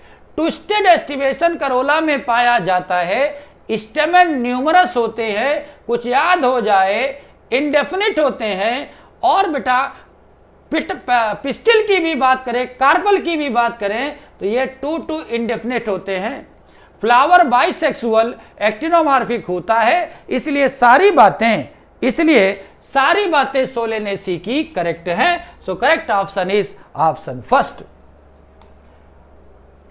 How many matching are correct, इनमें से कितनी मैचिंग हमें करेक्ट नजर आती हैं? तो देखें भाई, फीदरी स्टिग्मा पोएसी में मिलता है, वर्सटाइल इंथर पोएसी में मिलता है, ग्लूम्स और लीमा पोएसी में देखने को मिलती है। पोएसी का दूसरा नाम भी याद रखते हैं, इसे हम लोग ग्रेमिनी के तौर पर याद रखते हैं। हेरी पेपस बेटा एस्ट्रेसी में देखने को मिलता है। लोमेंटम टाइप का जो फ्रूट होता है वो सीजल पुनाइडी और मिमोसिडी दोनों में देखने को मिलता है। इसलिए सारी बातें ट्रू हो गई। तो 164 correct option is option first. Select the incorrect match को जरा सेलेक्ट करना है। तो भैया गैस्ट्रोइंटेस्टाइनल पेप्टाइड जीआई ट्रैक्ट से रिलीज होता है, true. Glucocorticoid cortisol adrenal gland से निकलता है, कार्टेक्स रीजन से निकलता है। थायरोकैल्सिटोनिन टीसीटी भैया थाइमस से नहीं निकलता, थाइमस से निकलने वाला हार्मोन थाइमोसिन कहलाता है। और थायरोकैल्सिटोनिन निकलता है जिस ग्लैंड से, इसे हम लोग थायराइड ग्लैंड कहते हैं। थायराइड ग्लैंड से थायरोकैल्सिटोनिन निकलता है। सो इनकरेक्ट मैच तो हो गया थर्ड। और इरिथ्रोपोइटिन किडनी से निकलता है, जो इरिथ्रोपोइसिस के लिए जिम्मेदार होता है, इरिथ्रोपोइसिस के लिए जिम्मेदार होता है। तो 165 correct option is option third. Select the incorrect match. फिर एक बार जरा इनकरेक्ट मैच को देखें। रैपिड स्पैस्म टिटेनी का रीजन है, ऑस्टियोपोरोसिस में बोन सॉफ्ट हो जाती, फ्रैक्चर का चांस बढ़ जाता है। गॉड जॉइंट का इन्फ्लेमेशन है यूरिक एसिड डिपोजिशन के कारण। लेकिन भैया muscular dystrophy auto immune disorder नहीं होता, muscular dystrophy auto immune disorder नहीं होता बेटा, it is a genetic disorder. तो 166 correct option is option third. In the given below example how many organism are unicellular, कितने ऑर्गेनिज्म यूनिसेलुलर होते हैं? तो बेटा यूनिसेलुलर ऑर्गेनिज्म या तो प्रोकैरियोट होंगे या यूनिसेलुलर यूकैरियोट होंगे। अगर प्रोकैरियोट होंगे तो बेटा मोनेरा में देखने को मिलेंगे, और यूकैरियोट हैं तो प्रोटिस्टा में देखने को मिलेंगे। Gonyaulax, dinoflagellate, protista, euglena, euglenoid, mycoplasma, monera, nostoc, bacteria, amoeba, protozoan protist, trypanosoma, flagellated amoeboid protist, methanogens, monerans, सब के सब यूनिसेलुलर हैं और सब हो गए, काउंट कर लिया गया 7। तो 167 correct option is option third. Which of the following is not a heterocyclic compound? इनमें से कौन heterocyclic compound नहीं होता? तो हमें याद आ जाए कि बेटा heterocyclic compound होते हैं नाइट्रोजनस बेस। और नाइट्रोजनस बेस हमें दो तरह के मिले, एक मिला प्यूरीन और एक मिला पिरिमिडीन। एक में 1 हीट्रोसाइक्लिक रिंग, एक में 2 हीट्रोसाइक्लिक रिंग। तो adenine is a nitrogenous base, cytosine is a nitrogenous base, uracil is a nitrogenous base, but alanine is a amino acid, और एमिनो एसिड में हीट्रोसाइक्लिक रिंग नहीं पाई जाती। 168 correct option is option first. Which one of the following is not plasma protein? इनमें से कौन plasma protein नहीं है? तो भैया फाइब्रोनोजिन प्लाज्मा प्रोटीन है, क्लॉटिंग के लिए रिस्पॉन्सिबल है। एल्बुमिन प्लाज्मा है, ऑस्मोटिक कंसंट्रेशन को मेंटेन कराती। ग्लोबुलिन प्लाज्मा प्रोटीन है जो इम्यूनिटी को प्रोवाइड कराती है। हीमोग्लोबिन प्लाज्मा प्रोटीन नहीं होती है, it is present in RBC. RBC. 169 correct option is option 4th. Which of the following is not involved in gametophyte of angiosperm? इनमें से कौन सा स्ट्रक्चर एंजियोस्पर्म के गैमेटोफिटिक बॉडी का पार्ट नहीं? किसे गैमेटोफाइट कहते हैं? वो जो एन होगी, वो जो हैप्लॉइड होगी, वो जो गेमीट प्रोड्यूसिंग होगी, ये सब कहलाता है गैमेटोफिटिक स्ट्रक्चर। तो भैया एंजियोस्पर्म के फीमेल गैमेटोफाइट में सिनर्जिट मिलती है n, generative cell pollen grain में मिलता है n, antipodal cell n, but stigma pistil का पार्ट होता है और इस पिस्टिल के पार्ट में basal part ovary 2n, style 2n, stigma 2n। 170 correct option is option 4th। DNA is an acidic substance present in nucleus was first identified Frederick Michner। तो DNA acidic substance है जिसे पहली बार Frederick mixture ने identify किया और इन्हें identify करने में टाइम लग गया 1869 और इन्होंने इसे न्यूक्लिन कह दिया, इसे न्यूक्लिन कह दिया।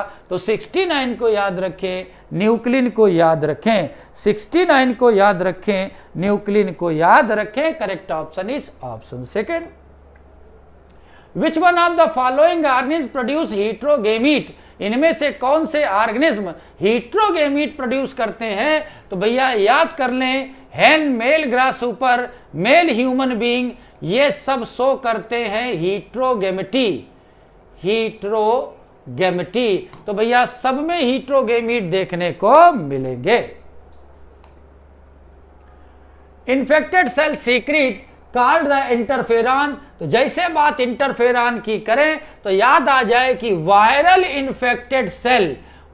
इन्फेक्टेड सेल सीक्रेट करती है प्रोटीन को, जिसे हम इंटरफेरॉन कहते हैं, जो फर्दर सेल को वायरल इन्फेक्शन से बचाती है, किसी को मारती नहीं है बट उसे बचाती है। तो ये कंडीशन हो गई वायरस की और प्रोटीन की। So correct option 173 is option 4th।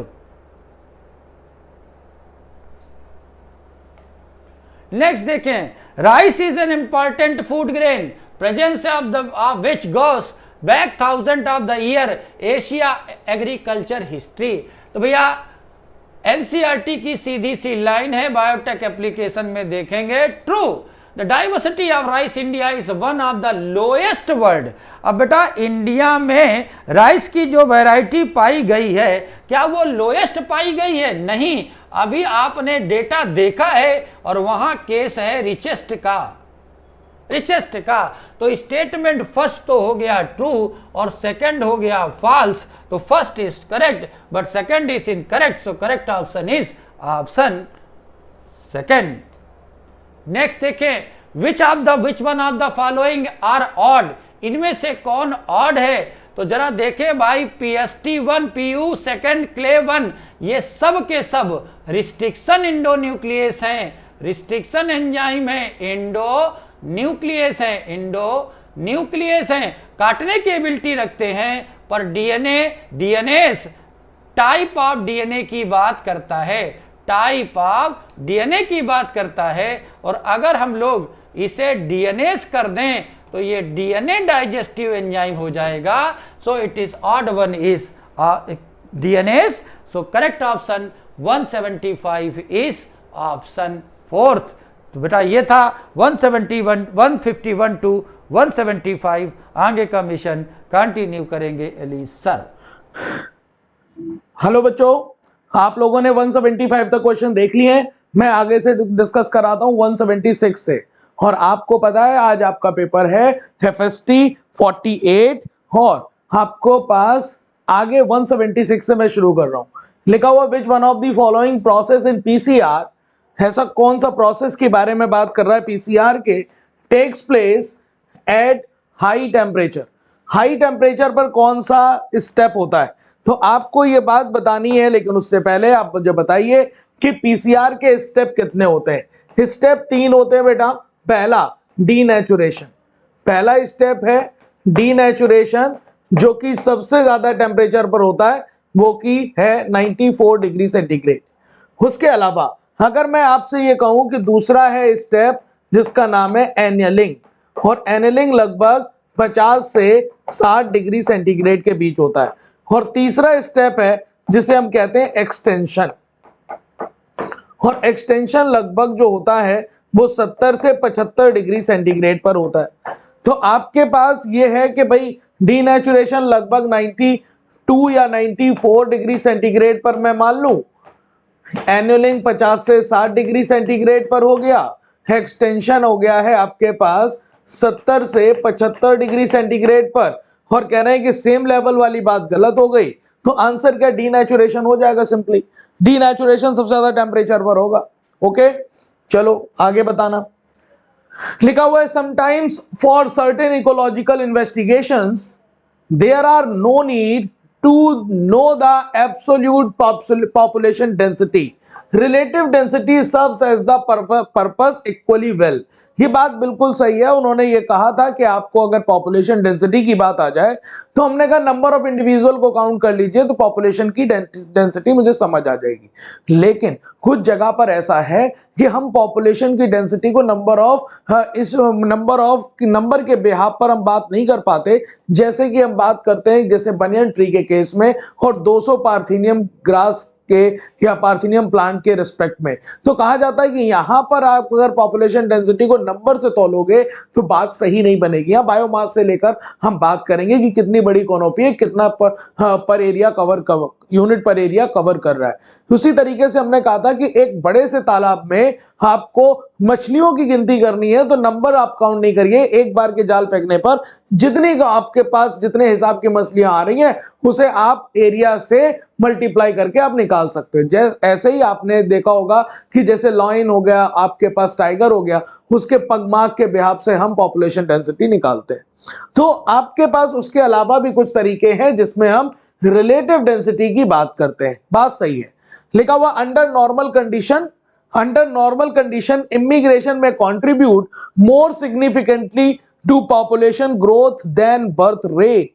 ये बात तब सही हो जाती जब यहां पर अंडर नॉर्मल कंडीशन नहीं लिखता, अंडर सर्टेन कंडीशन। जब भी कहीं नया शहर बसाया जा रहा हो, नई जगह बस रही हो, वहां पर बर्थ रेट से ज्यादा सिग्निफिकेंट आपको आई माइग्रेशन देख समझ में आएगा। तो कहने का मतलब यहां नॉर्मल लिख दिया है, सर्टेन कंडीशन है वो। वैसे तो बर्थ रेट और आई माइग्रेशन दोनों मिलकर काम करते हैं किसी भी पॉपुलेशन डेंसिटी के साइज, पॉपुलेशन के साइज को बढ़ाने के लिए, लेकिन सर्टेन कंडीशन में बर्थ रेट से ज्यादा इंपॉर्टेंट आई माइग्रेशन होता है, लेकिन वो सर्टेन कंडीशन के लिए होता है, नॉर्मल के लिए नहीं। दैट्स वाई गलत हुआ है। आंसर आपके पास सेकंड बन जाएगा। आगे तीसरा question, which is the scientific name of carrot grass. Carrot grass के बारे में आपको ये पता होना चाहिए, ये है क्या। तो कैरेट ग्रास जो है उसका नाम होता है पार्थिनियम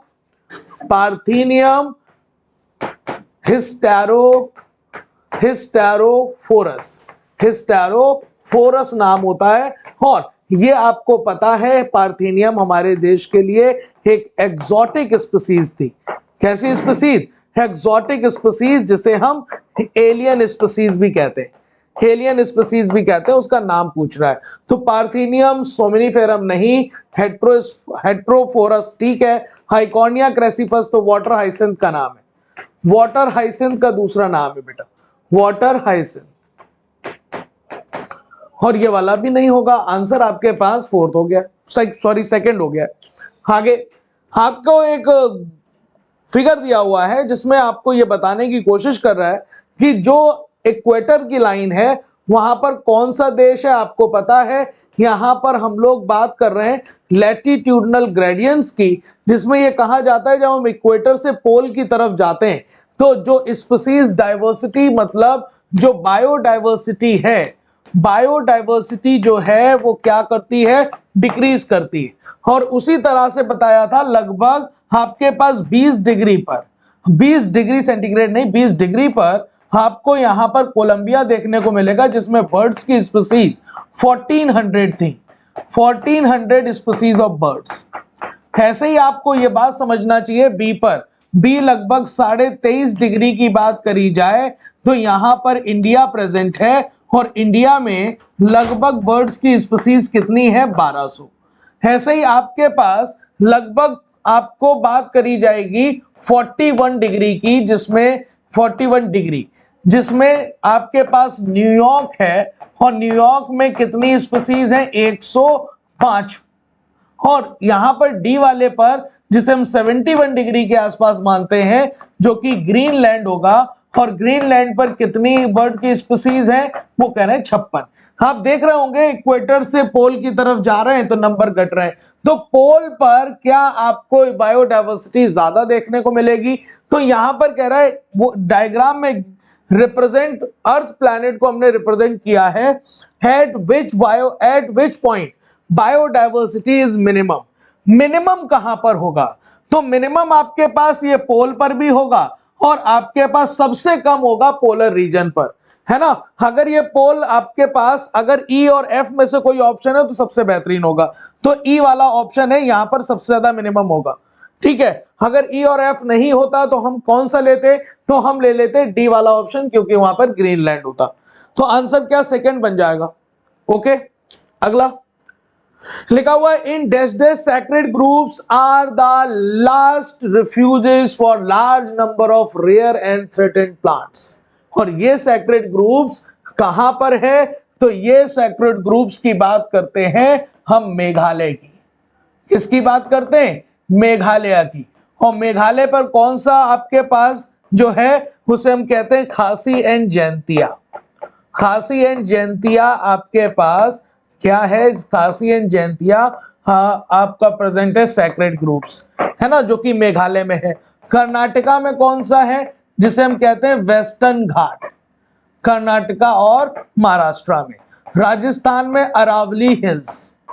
अरावली हिल्स कहां पर है? राजस्थान। और सरगुजा एंड चंदा एंड बस्तर, चंदा एंड बस्तर ये कहां प्रेजेंट है? एमपी में, है ना। तो ये सारे के सारे कैसे कंजर्वेशन है? इन सीटू कंजर्वेशन है के एग्जांपल है, एक्स सीटू के। तो जवाब होता है इन सीटू कंजर्वेशन के एग्जांपल है ना। ये सारे क्या है? सैक्रेड ग्रुप्स है, सैक्रेड ग्रुप्स है बेटा। ओके बेटा, गुड। तो आंसर यहां पर क्या बन जाएगा? फोर्थ बन जाएगा क्वेश्चन के हिसाब से। आगे देखिए, लिखा हुआ red data book the pink pages include. तो जो रेड डेटा बुक है उसके पिंक पेज पर किसका उल्लेख किया गया है? तो याद रखना, जो कि आपके पास रीसेंट ट्रेंड में एक्सटिंक्शन की कगार पर खड़े हुए हैं रीसेंट टाइम में, तो उनका हमने पिंक पेज पर मतलब उल्लेख किया हुआ है, बताया हुआ है। लार्ज साइज एनिमल का पिंक पेज पर नहीं है। क्रिटिकली इंडेंजर्ड स्पीसीज ठीक है, ओनली थ्रेटेंड नहीं, ओनली वल्नरेबल नहीं। मतलब ये है आपके पास रीसेंट फ्यूचर में, मतलब रीसेंट फ्यूचर में जो क्या हो जाएंगी? एक्सटिंक्ट हो जाएंगी। उनका जिक्र है कौन से वाले पेज में? उनका जिक्र है आपके पास पिंक पेजेस में। आंसर आपके पास सेकंड होगा।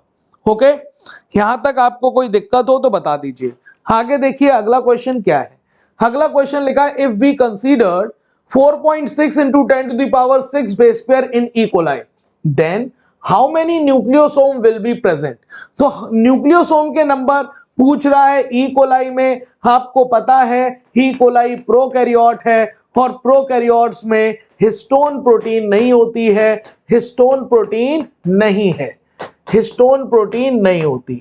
और एंड सुपर क्वाइलिंग भी आपके पास, सुपर क्वाइलिंग ऑफ डीएनए भी क्या होता है? यहां पर एब्सेंट होता है। तो इस बिहाफ पर आपको यहां पर कोई भी न्यूक्लियोसोम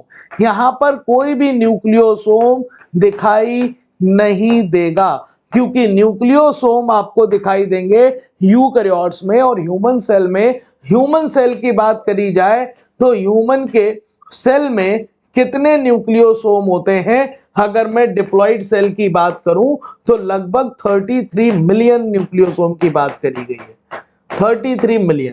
तो यहां पर आंसर 0 हो जाएगा बेटा। यहां पर न्यूक्लियोसोम का कोई काम नहीं, क्योंकि यहां पर हिस्टोन नहीं होती और सुपर क्वाइलिंग भी प्रेजेंट नहीं है। Select the incorrect statement for genetic material. Genetic material के रिस्पेक्ट में गलत बात बतानी है चलो देख लेते हैं। लिखा हुआ है डीएनए केमिकली लेस रिएक्टिव।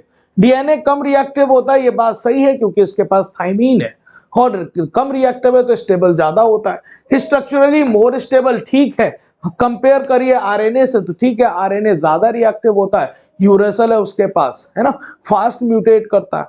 आपके पास लिखा है DNA is better genetic material. बिल्कुल, अगर मैं कहूं कि अगर इंफॉर्मेशन को स्टोर करना है तो डीएनए बेटर है, और अगर एक्सप्रेस करना है एक्सप्रेस करना है तो आरएनए बेटर है।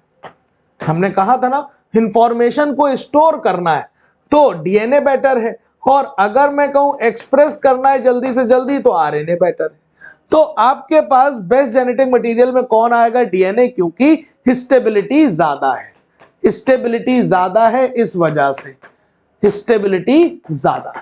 Both DNA RNA are able to mutate, ये बात सही है, दोनों म्यूटेट कर सकते हैं। डीएनए भी म्यूटेट कर सकता है, आरएनए भी म्यूटेट कर सकता है, बट डीएनए स्लो म्यूटेट करता है, आरएनए फास्ट म्यूटेट करता है ना।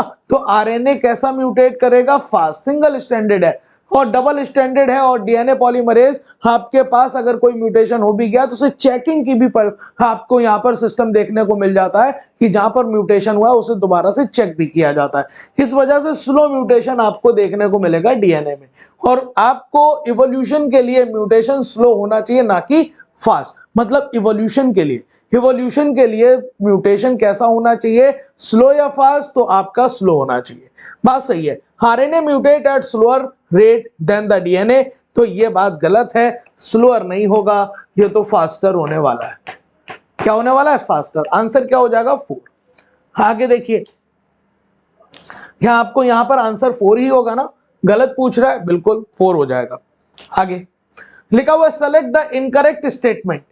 इनकरेक्ट स्टेटमेंट की बात करी जाए ग्लाइसिन के लिए, जी याद रखिए ग्लाइसिन के 4 जेनेटिक कोड होते हैं, और आप कैसे याद रख सकते हैं? तो इसके लिए शुरुआत में 2 जो आपके पास बेस है उसे जी याद रखिएगा, और फिर ए यू जी और सी याद रखिएगा, एक जेनेटिक कोड, दूसरा, तीसरा, चौथा। तो जी आपके पास आ गया है, जेनेटिक कोड है। ग्लाइसिन में जी भी आ जाएगा, देखो जेनेटिक कोड है। लेकिन एलेनिन की बात करी जाए तो एलेनिन जो है वो जीसीसी होता है, यस और नो? तो एलेनिन जीसीसी है या नहीं? तो एलेनिन की जब भी बात करी जाए तो आप मुझे बताना, तो एलेनिन जो होता है उसमें आपको एलेनिन के जेनेटिक कोड में कितने जेनेटिक कोड होते हैं एलेनिन को लेकर? तो एलेनिन को लेकर 4 जेनेटिक कोड होते हैं। एक आप इसमें क्या याद रखोगे? जीसी। क्या याद रखोगे? जीसी। इसके भी 4 जेनेटिक कोड है, जीसी याद रखिएगा, है ना, जीसी। और फिर AUGC कर लेना, AUGC। क्या इसमें आ गया है? तो GCC आपको इसमें आ गया है, तो ये आपके पास सही बात है, ये वाला भी जेनेटिक कोड होगा। लाइसिन के 2 कोड होते हैं, लाइसिन के 2 कोड होते हैं, एक होता है AAA और एक होता है AAG। 2 होते हैं लाइसिन के, लेकिन लाइसिन के GU नहीं होता, दैट्स वाई ये गलत हो गया। अगर मैं कहूं कि GUU किसका होता है, तो ये होता है वैलिन का। किसका होता है? वैलिन का। याद रखना, वैलिन के भी 4 जेनेटिक कोड होते हैं, शुरुआत में GU आप रख लेना, GU और GU, और फिर AUGC इसमें लिख देना, है ना। तो आपके पास GUU किसका हो जाता है? वैलिन का। यहाँ लाइसिन का लिखा हुआ है, दैट्स वाई गलत हो गया, आंसर 4 होगा। इनकरेक्ट निकालना था बेटा। आगे देखिए, लिखा हुआ human genome is said to be have approximately 3 × 10⁹ base pair, ठीक है। And if the cost of sequencing required कितनी थी? $3 पर बेस पेयर, जिसकी वजह से टोटल एस्टीमेट कितना आया था? वो आया था $9 बिलियन।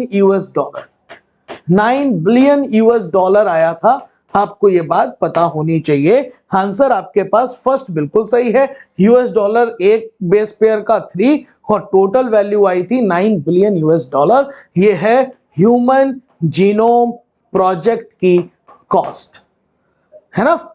आगे अगला 186 क्या लिख रहा है? Select the incorrect match for photosynthesis. Photosynthesis के लिए आपको बताना है वो भी incorrect match.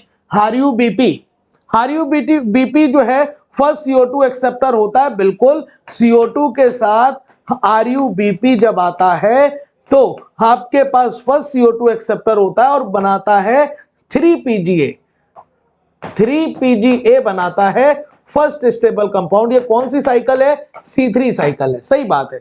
PP first CO2 acceptor, बिल्कुल ये भी सही है। CO2 से PEP जुड़ेगा और बनाएगा oxalo acetic acid, first stable compound जो कि 4 कार्बन का होता है, C4 साइकिल में बात करते हैं। Oxalo is the first stable compound किसमें? C4 में। और PGA प्राइमरी CO2 एक्सेप्टर, ये गलत हो गया। PGA जो है वो है first stable compound, first stable compound कौन सी साइकिल में? कौन सी साइकिल में? तो वो जवाब होता है C3 साइकिल में। तो आंसर आपके पास 4 हो जाएगा, 86 का 4, 186 का 4 हो जाएगा बेटा, हाँ या ना? गुड। देखिए, select the incorrect match for cockroach. Cockroach के लिए इनकरेक्ट बात बतानी है। तो आपको पता है एक्सक्रीशन में कुछ एक्स्ट्रा स्ट्रक्चर भी हेल्प करती हैं, किसके अलावा? मेलपिगियन ट्यूब्यूल के अलावा। कहा जाता है फैट बॉडी हेल्प करती है, बिल्कुल। नेफ्रोसाइट्स हेल्प करती हैं, बिल्कुल। यूरिकोस ग्लैंड एक्सक्रीशन में हेल्प करती हैं, करती हैं। लेकिन collateral glands helps in formation of ootheca, बिल्कुल यहां तक बात सही है, बट ये मेल कॉकरोच में नहीं, फीमेल कॉकरोच में है। ये किसमें है? फीमेल कॉकरोचेस में है, याद रखिएगा। तो गलत बात आपके पास ये हो गई, आंसर 4 हो गया। आंसर क्या हो जाएगा? 4। अगला, the total volume of air accommodate in the lungs at the end of forced inspiration. मतलब फोर्स्ड इंस्पायरेशन के बाद हमारे लंग्स में कितने वॉल्यूम ऑफ एयर आ जाएगा? आप खींच के सांस ले लो, जितनी एयर आ गई है वही है हमारे पास टोटल लंग कैपेसिटी, जिसकी वैल्यू होती है 5800, जो कि टाइडल वॉल्यूम को जोड़ने से, इंस्पायरेटरी रिजर्व वॉल्यूम को जोड़ने से, एक्सपायरेटरी रिजर्व वॉल्यूम को जोड़ने से, रेजिडुअल वॉल्यूम को जोड़ने से आती है। वाइटल कैपेसिटी क्या होती है? उसकी वैल्यू होती है 4600, जिसमें हम आपको IRV को जोड़ते हैं, ERV को जोड़ देते हैं और TV को जोड़ देते हैं, लेकिन रेजिडुअल वॉल्यूम को नहीं जोड़ते। FRC की वैल्यू कितनी होती है? वो होती है 2300, जिसमें हम लोग किसे जोड़ते हैं? रेजिडुअल वॉल्यूम को और ERV को। अगर इसकी लैंग्वेज बोलना चाहें तो हम कह सकते हैं remaining air in the lungs after normal expiration, है ना? तो ये क्या है? Remaining air, remaining air in the lungs after कैसे? आफ्टर नॉर्मल एक्सपायरेशन या फिर फोर्सेबल एक्सपायरेशन। अगर नॉर्मल एक्सपायरेशन बोला है तो मैं आपसे कहूंगा कि आप FRC बोलिएगा, लेकिन अगर यहीं पर remaining air in the lungs forcible expiration लिखा होता तो जवाब रेजिडुअल वॉल्यूम होता। समझ पाए? और इंस्पायरेटरी कैपेसिटी कितनी होती है? 3500 होती है लगभग, जिसमें टाइडल वॉल्यूम प्लस IRV को मिलाते हैं। आंसर आपके पास क्या है? इसका 3rd है। आगे लिखा हुआ है कि obviously the counting the number of QRS complexes the occurs in given time period one can determine the heartbeat rate of an individual। सही बात है, QRS कॉम्प्लेक्स को काउंट कर लो तो हार्ट रेट काउंट हो जाता है। QRS कॉम्प्लेक्स क्या बनाता है? वेंट्रिकुलर सिस्टोल बनाता है। आपके पास लिखा each peak in the ECG identify the letter P to T that correspond to specific electrical activity of the heart। बिल्कुल, P क्या करता है, QRS क्या करता है, T क्या करता है, पता होना चाहिए। P का काम है ऑरिकुलर सिस्टोल, QRS का मतलब वेंट्रिकुलर सिस्टोल, T का मतलब है वेंट्रिकुलर रीपोलराइजेशन। दोनों स्टेटमेंट सही है, आंसर क्या हो जाएगा? 4 हो जाएगा। ठीक है बेटा। अगला आपके पास क्या लिखा हुआ है? लिखा हुआ है select the incorrect statement for ethylene. Ethylene बेटा केमिस्ट्री के क्वेश्चन मत समझना, ये है गैसियस PGR। ये क्या है? गैसियस पीजीआर है, गैसियस प्लांट ग्रोथ रेगुलेटर है। लिखा हुआ ethylene is simple gaseous PGR, ठीक है। लिखा है is synthesised in large amount by tissue undergoing senescence and ripening of fruit. बिल्कुल, जब राइपनिंग ऑफ फ्रूट और सेनेसेंस होता है तो वहां से जो वोलेटाइल गैस रिलीज होती है उसका नाम इथाइलिन है, जो कि एक हार्मोन की तरह काम करता है। फिर लिखा था most widely used compound source of ethylene is ethephon. Ethephon is nothing, ethephon is the aqueous ethylene, aqueous form of ethylene. Aqueous form of ethylene को हम इथेफोन कहते हैं, ये बात सही है। इथाइलिन इनहिबिट करता है फ्लावरिंग इन मैंगो को, यही बात गलत है, इनहिबिट नहीं करेगा। इथाइलिन जो होता है वो प्रमोट करता है। क्या करता है? प्रमोट करता है। आंसर आपके पास 190 का 4 हो जाएगा। ओके, अगला बताते हैं। आपके पास देखिए करेक्ट मैचिंग बतानी है सी हॉर्स। सी हॉर्स आपके पास हिप्पोकैम्पस फिश है जिसमें 2 चैम्बर्ड हार्ट पाया जाएगा, सही है। सॉफिस भी फिश है जिसकी सुपर क्लास स्पाइसेस होती है, सुपर क्लास इसकी क्या है? पाइसेस है, ठीक है। ये भी बैंगरस जो कि एक रेप्टाइल है और रेप्टाइल में 3 चैम्बर्ड हार्ट होता है, बिल्कुल बात सही है। रेप्टाइल में 3 चैम्बर्ड हार्ट होता है एक्सेप्ट क्रोकोडाइल। पेंगुइन एक बर्ड है, क्या है? पेंगुइन एक बर्ड है। और बर्ड और मैमल्स जो होते हैं पॉइक्लोथर्म्स नहीं होते, होम्योथर्म्स होते हैं। आपके पास आंसर जो सारे के सारी मैचिंग बिल्कुल सही है। ए का फर्स्ट, बी का सेकेंड, सी का थर्ड और डी का फोर्थ। आंसर इस तरीके से 1 आ गया है। अगला देखिए 192, 2 स्टेटमेंट आपको दिए गए बेटा और लिखा हुआ है plant growth and development are under the control of both intrinsic and extrinsic factor. बिल्कुल बात सही है, क्योंकि प्लांट का ग्रोथ और डेवलपमेंट एक्सट्रिंसिक फैक्टर पर भी डिपेंड करता है और इंट्रिंसिक पर भी। एक्सट्रिंसिक में कौन? जैसे कि आपके पास टेम्परेचर, ऑक्सीजन, न्यूट्रिएंट्स है ना आपके पास। उसके अलावा आपके पास और भी अदर फैक्टर्स हो गए जो एक्सटर्नली प्लांट को जरूरत है, जैसे सनलाइट वगैरह भी, है ना। तो आपके पास ये एक्सटर्नल फैक्टर हो गए। इंटरनल फैक्टर में 2, इंट्रिंसिक फैक्टर में 2 फैक्टर आ जाएंगे, एक इंट्रासेलुलर फैक्टर और एक इंट्रासेलुलर फैक्टर। इंट्रासेलुलर फैक्टर में जीन, जेनेटिक की बात करेंगे, जीन कॉम्पोजिशन। और आपके पास इंट्रासेलुलर फैक्टर में कौन आ जाते हैं? इंटर में, इसमें इंटर की बात करी जाए तो आ जाएंगे पीजीआर, प्लांट ग्रोथ रेगुलेटर मतलब हार्मोन। और इंट्रा की बात करी जाए तो कौन आ जाएगा? तो वो आ जाएंगे उसके जीन, ठीक है। लिखा हुआ intracellular intrinsic factor are the chemical substance और उन्हीं को हम प्लांट ग्रोथ रेगुलेटर्स कहते हैं। दोनों स्टेटमेंट बेहतरीन, ठीक है, कोई प्रॉब्लम नहीं है। आंसर 4 हो जाएगा, ठीक है। आगे लिखा हुआ which of the following are involved in oxidative decarboxylation. Oxidative decarboxylation का मतलब है 2H+ आयन के साथ साथ CO2 भी रिलीज हो। देखिए 2H+ आयन का निकलना ऑक्सीडेशन कहलाता है और CO2 का निकलना डीकार्बोक्सिलेशन कहलाता है। जब दोनों एक साथ निकलते हैं तो उसे हम ऑक्सीडेटिव डीकार्बोक्सिलेशन कहते हैं।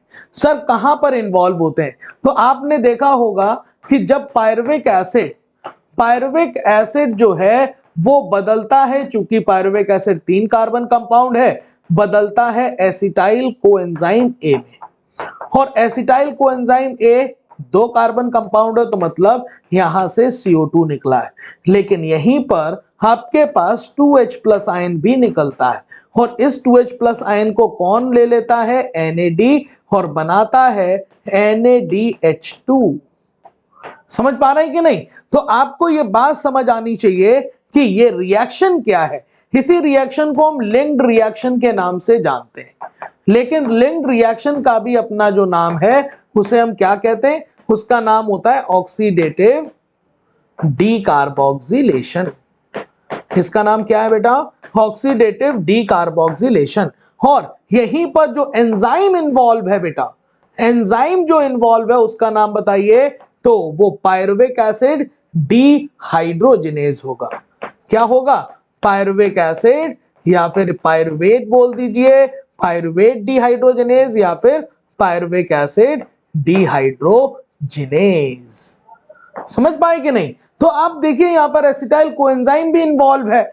आपके पास NADH भी इन्वॉल्व है, पायरुवेट डिहाइड्रोजिनेज भी इन्वॉल्व है, आंसर ऑल हो जाएगा। ऑल हो जाएगा, यस और नो बेटा, हाँ या ना, जल्दी से बताओ यार, कोई प्रॉब्लम है क्या इसमें? मुझे तो नहीं लग रहा। आगे देखिए 194, विच one of the following compounds may be formed from pyruvic acid. आपके पास लिखा may be formed from pyruvic acid. ऐसे कौन कौन सी चीजें हैं जो पायरुविक एसिड से बन सकती हैं? तो क्या पायरुविक एसिड से लैक्टिक एसिड बन सकता है? बिल्कुल बन सकता है, कोई प्रॉब्लम नहीं है, बिल्कुल बन सकता है। बट यहां पर एंजाइम क्या ले लो? लैक्टिक एसिड डिहाइड्रोजिनेज, ये वाला एंजाइम ले लो, तो आपके पास ये पायरुविक एसिड बिना ऑक्सीजन के प्रेजेंस में लैक्टिक एसिड भी बना देगा। सर हमने कहा क्या ये एथेनॉल बना देगा? अरे भाई साहब बिल्कुल बना देगा, एथेनॉल भी बना देगा, लेकिन एंजाइम चाहिए होंगे वहां पर दो। एक होगा पायरुविक एसिड डीकार्बोक्सिलेज। क्या बोला? Pyruvic acid decarboxylase. सर एक या दो चाहिए, और एक होगा एल्कोहल डीहाइड्रोजिनेज। इसके प्रेजेंस में वो क्या बना देगा? Ethanol plus 2CO2। और तीसरा, क्या आप इससे एसिटाइल को एंजाइम बना सकते हैं? तो हम कहेंगे बिल्कुल बना सकते हैं बेटा, अभी तो बताया था कि लिंक्ड रिएक्शन के दौरान। बट एंजाइम देखिए, पायरुविक एसिड डिहाइड्रोजिनेज, कोई अंतर नहीं होता। आप यहां पर पायरुविक एसिड लिख दीजिए या पायरुवेट लिख दीजिए, एक एसिड का सॉल्ट हेट होता है, कोई और बड़ी बात नहीं है। लैक्टिक एसिड भी बना सकते हैं, एथेनॉल भी बना सकते हैं, एसिटाइल कोएंजाइम भी बना सकते हैं। आपके पास आंसर 4 हो जाएगा। अगला बताइए, which is not involve in meiosis 2। इसमें से कौन ऐसा है जो मियोसिस 2 में इन्वॉल्व नहीं है? फॉर्मेशन ऑफ साइनेप्टोनिमल कॉम्प्लेक्स बिल्कुल इन्वॉल्व नहीं है, ये मियोसिस 1 में इन्वॉल्व होता है। सर मियोसिस 1 में कहां इन्वॉल्व होता है? तो साइनेप्टोनिमल कॉम्प्लेक्स का फॉर्मेशन जहां पर साइनेप्सिस होता है वहीं पर होता है, और वो स्टेज है जाइगोटी। सेपरेशन ऑफ होमोलॉगस क्रोमोसोम, ये काम भी मियोसिस 1 में है। और मियोसिस 1 का कौन सा स्टेप है? तो हमने कहा शुरुआत होती है डिप्लोटीन से, डायाकाइनेसिस में बिल्कुल अलग हो जाते हैं। रिकॉम्बिनेज एंजाइम की एक्टिविटी भी आपको मियोसिस 1 में दिखाई देगी। और मियोसिस 1 में कौन सी स्टेज? नाम है उसका पैकाइटीन। तो आपके पास इसमें कोई ऐसा स्टेप नहीं है जो इन्वॉल्व ना होता हो, है ना? तो आपसे कहा जाए सॉरी इन्वॉल्व होता हो, तो आपके पास ये भी इन्वॉल्व नहीं होगा, ये भी इन्वॉल्व नहीं होगा, सारे के सारे इन्वॉल्व नहीं होंगे, आंसर ऑल हो जाएगा। ठीक है, आगे दो स्टेटमेंट है at the time of cytoplasmic division. मतलब साइटोप्लाज्मिक डिवीजन का मतलब क्या हुआ बेटा? साइटोकाइनेसिस हुआ है।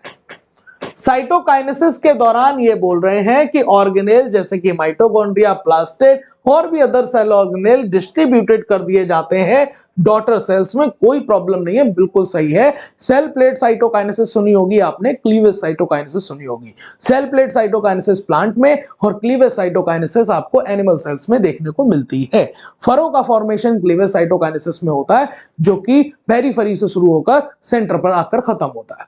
टीलोफेज लिखा हुआ है स्टेटमेंट 2 में। In telophase centromere split and chromatid separate. और ये वाली बात टीलोफेज के लिए गलत है, क्योंकि सेंट्रोमियर की स्प्लिटिंग टीलोफेज में नहीं होती, वो तो एनाफेज में होती है। तो आंसर आपके पास पहला सही दूसरा गलत, और आंसर क्या सेकंड नहीं बन जाएगा 196 का? इजिली सेकंड हो जाएगा। लिखा हुआ select the correct ascending order of carbon containing compound. Carbon containing compound को लेकर, number of carbon containing compound को लेकर आपको करेक्ट असेंडिंग ऑर्डर बताना है। आपको पता है सिट्रिक एसिड, आप देखिए C, cis, I, O, alpha, S, S, F, M, O. हमने कहा क्रेब्स साइकिल में अकेला ऐसा अल्फा कीटोग्लूटारिक एसिड होता है जो 5 कार्बन होता है, बाकी बचे हुए जो आगे के हैं वो सारे 4 कार्बन हैं, और जो अल्फा से पहले के हैं वो 6 कार्बन हैं। कहने का मतलब सिट्रिक एसिड 6 कार्बन का है, फ्यूमेरिक एसिड फ्यूमेरिक एसिड जो है वो आपके पास 4 कार्बन का है, और पायरुविक एसिड याद आ जाए 3 कार्बन का है, ये भी सही है। फिर लिखा हुआ है alpha keto glutaric acid 5 carbon का है, मैलिक एसिड यहां पर आ गया 4 कार्बन का है, और एसिटाइल को एंजाइम अभी याद किया था, अभी देखा था 2 कार्बन का, ये भी सही है। आइसोसिट्रिक एसिड 6 कार्बन का है, ये वाला। Alpha keto glutaric acid 5 carbon का है, ये वाला। और सक्सिनिक एसिड 4 कार्बन का है, जो कि ये देखिए। तो आपके पास ये भी ऑप्शन सही है। तो आप देखिए यहां पर 197 में सारे के सारे सही ऑर्डर में लिखे हुए हैं, जो कि असेंडिंग ऑर्डर है, ओके, कार्बन नंबर के बिहाफ पर। आगे देखिए अगला, select the incorrect match.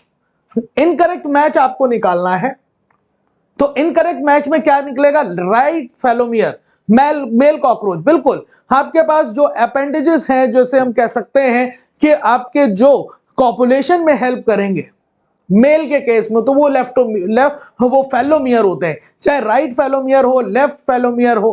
Phallic gland भी याद रखना स्पर्मेटोफोर के ऊपर की कवरिंग बनाता है, जो कि फीमेल में नहीं मेल कॉकरोच में होगा।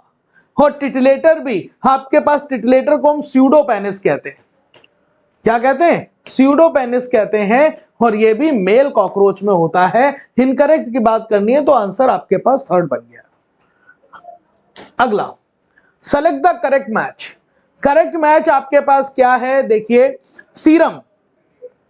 सीरम में क्लॉटिंग फैक्टर एब्सेंट होते हैं, बिल्कुल। प्लाज्मा में से अगर हम क्लॉटिंग फैक्टर रिमूव कर दें, क्लॉटिंग फैक्टर को रिमूव कर दें, तो वो सीरम में बदल जाएगा।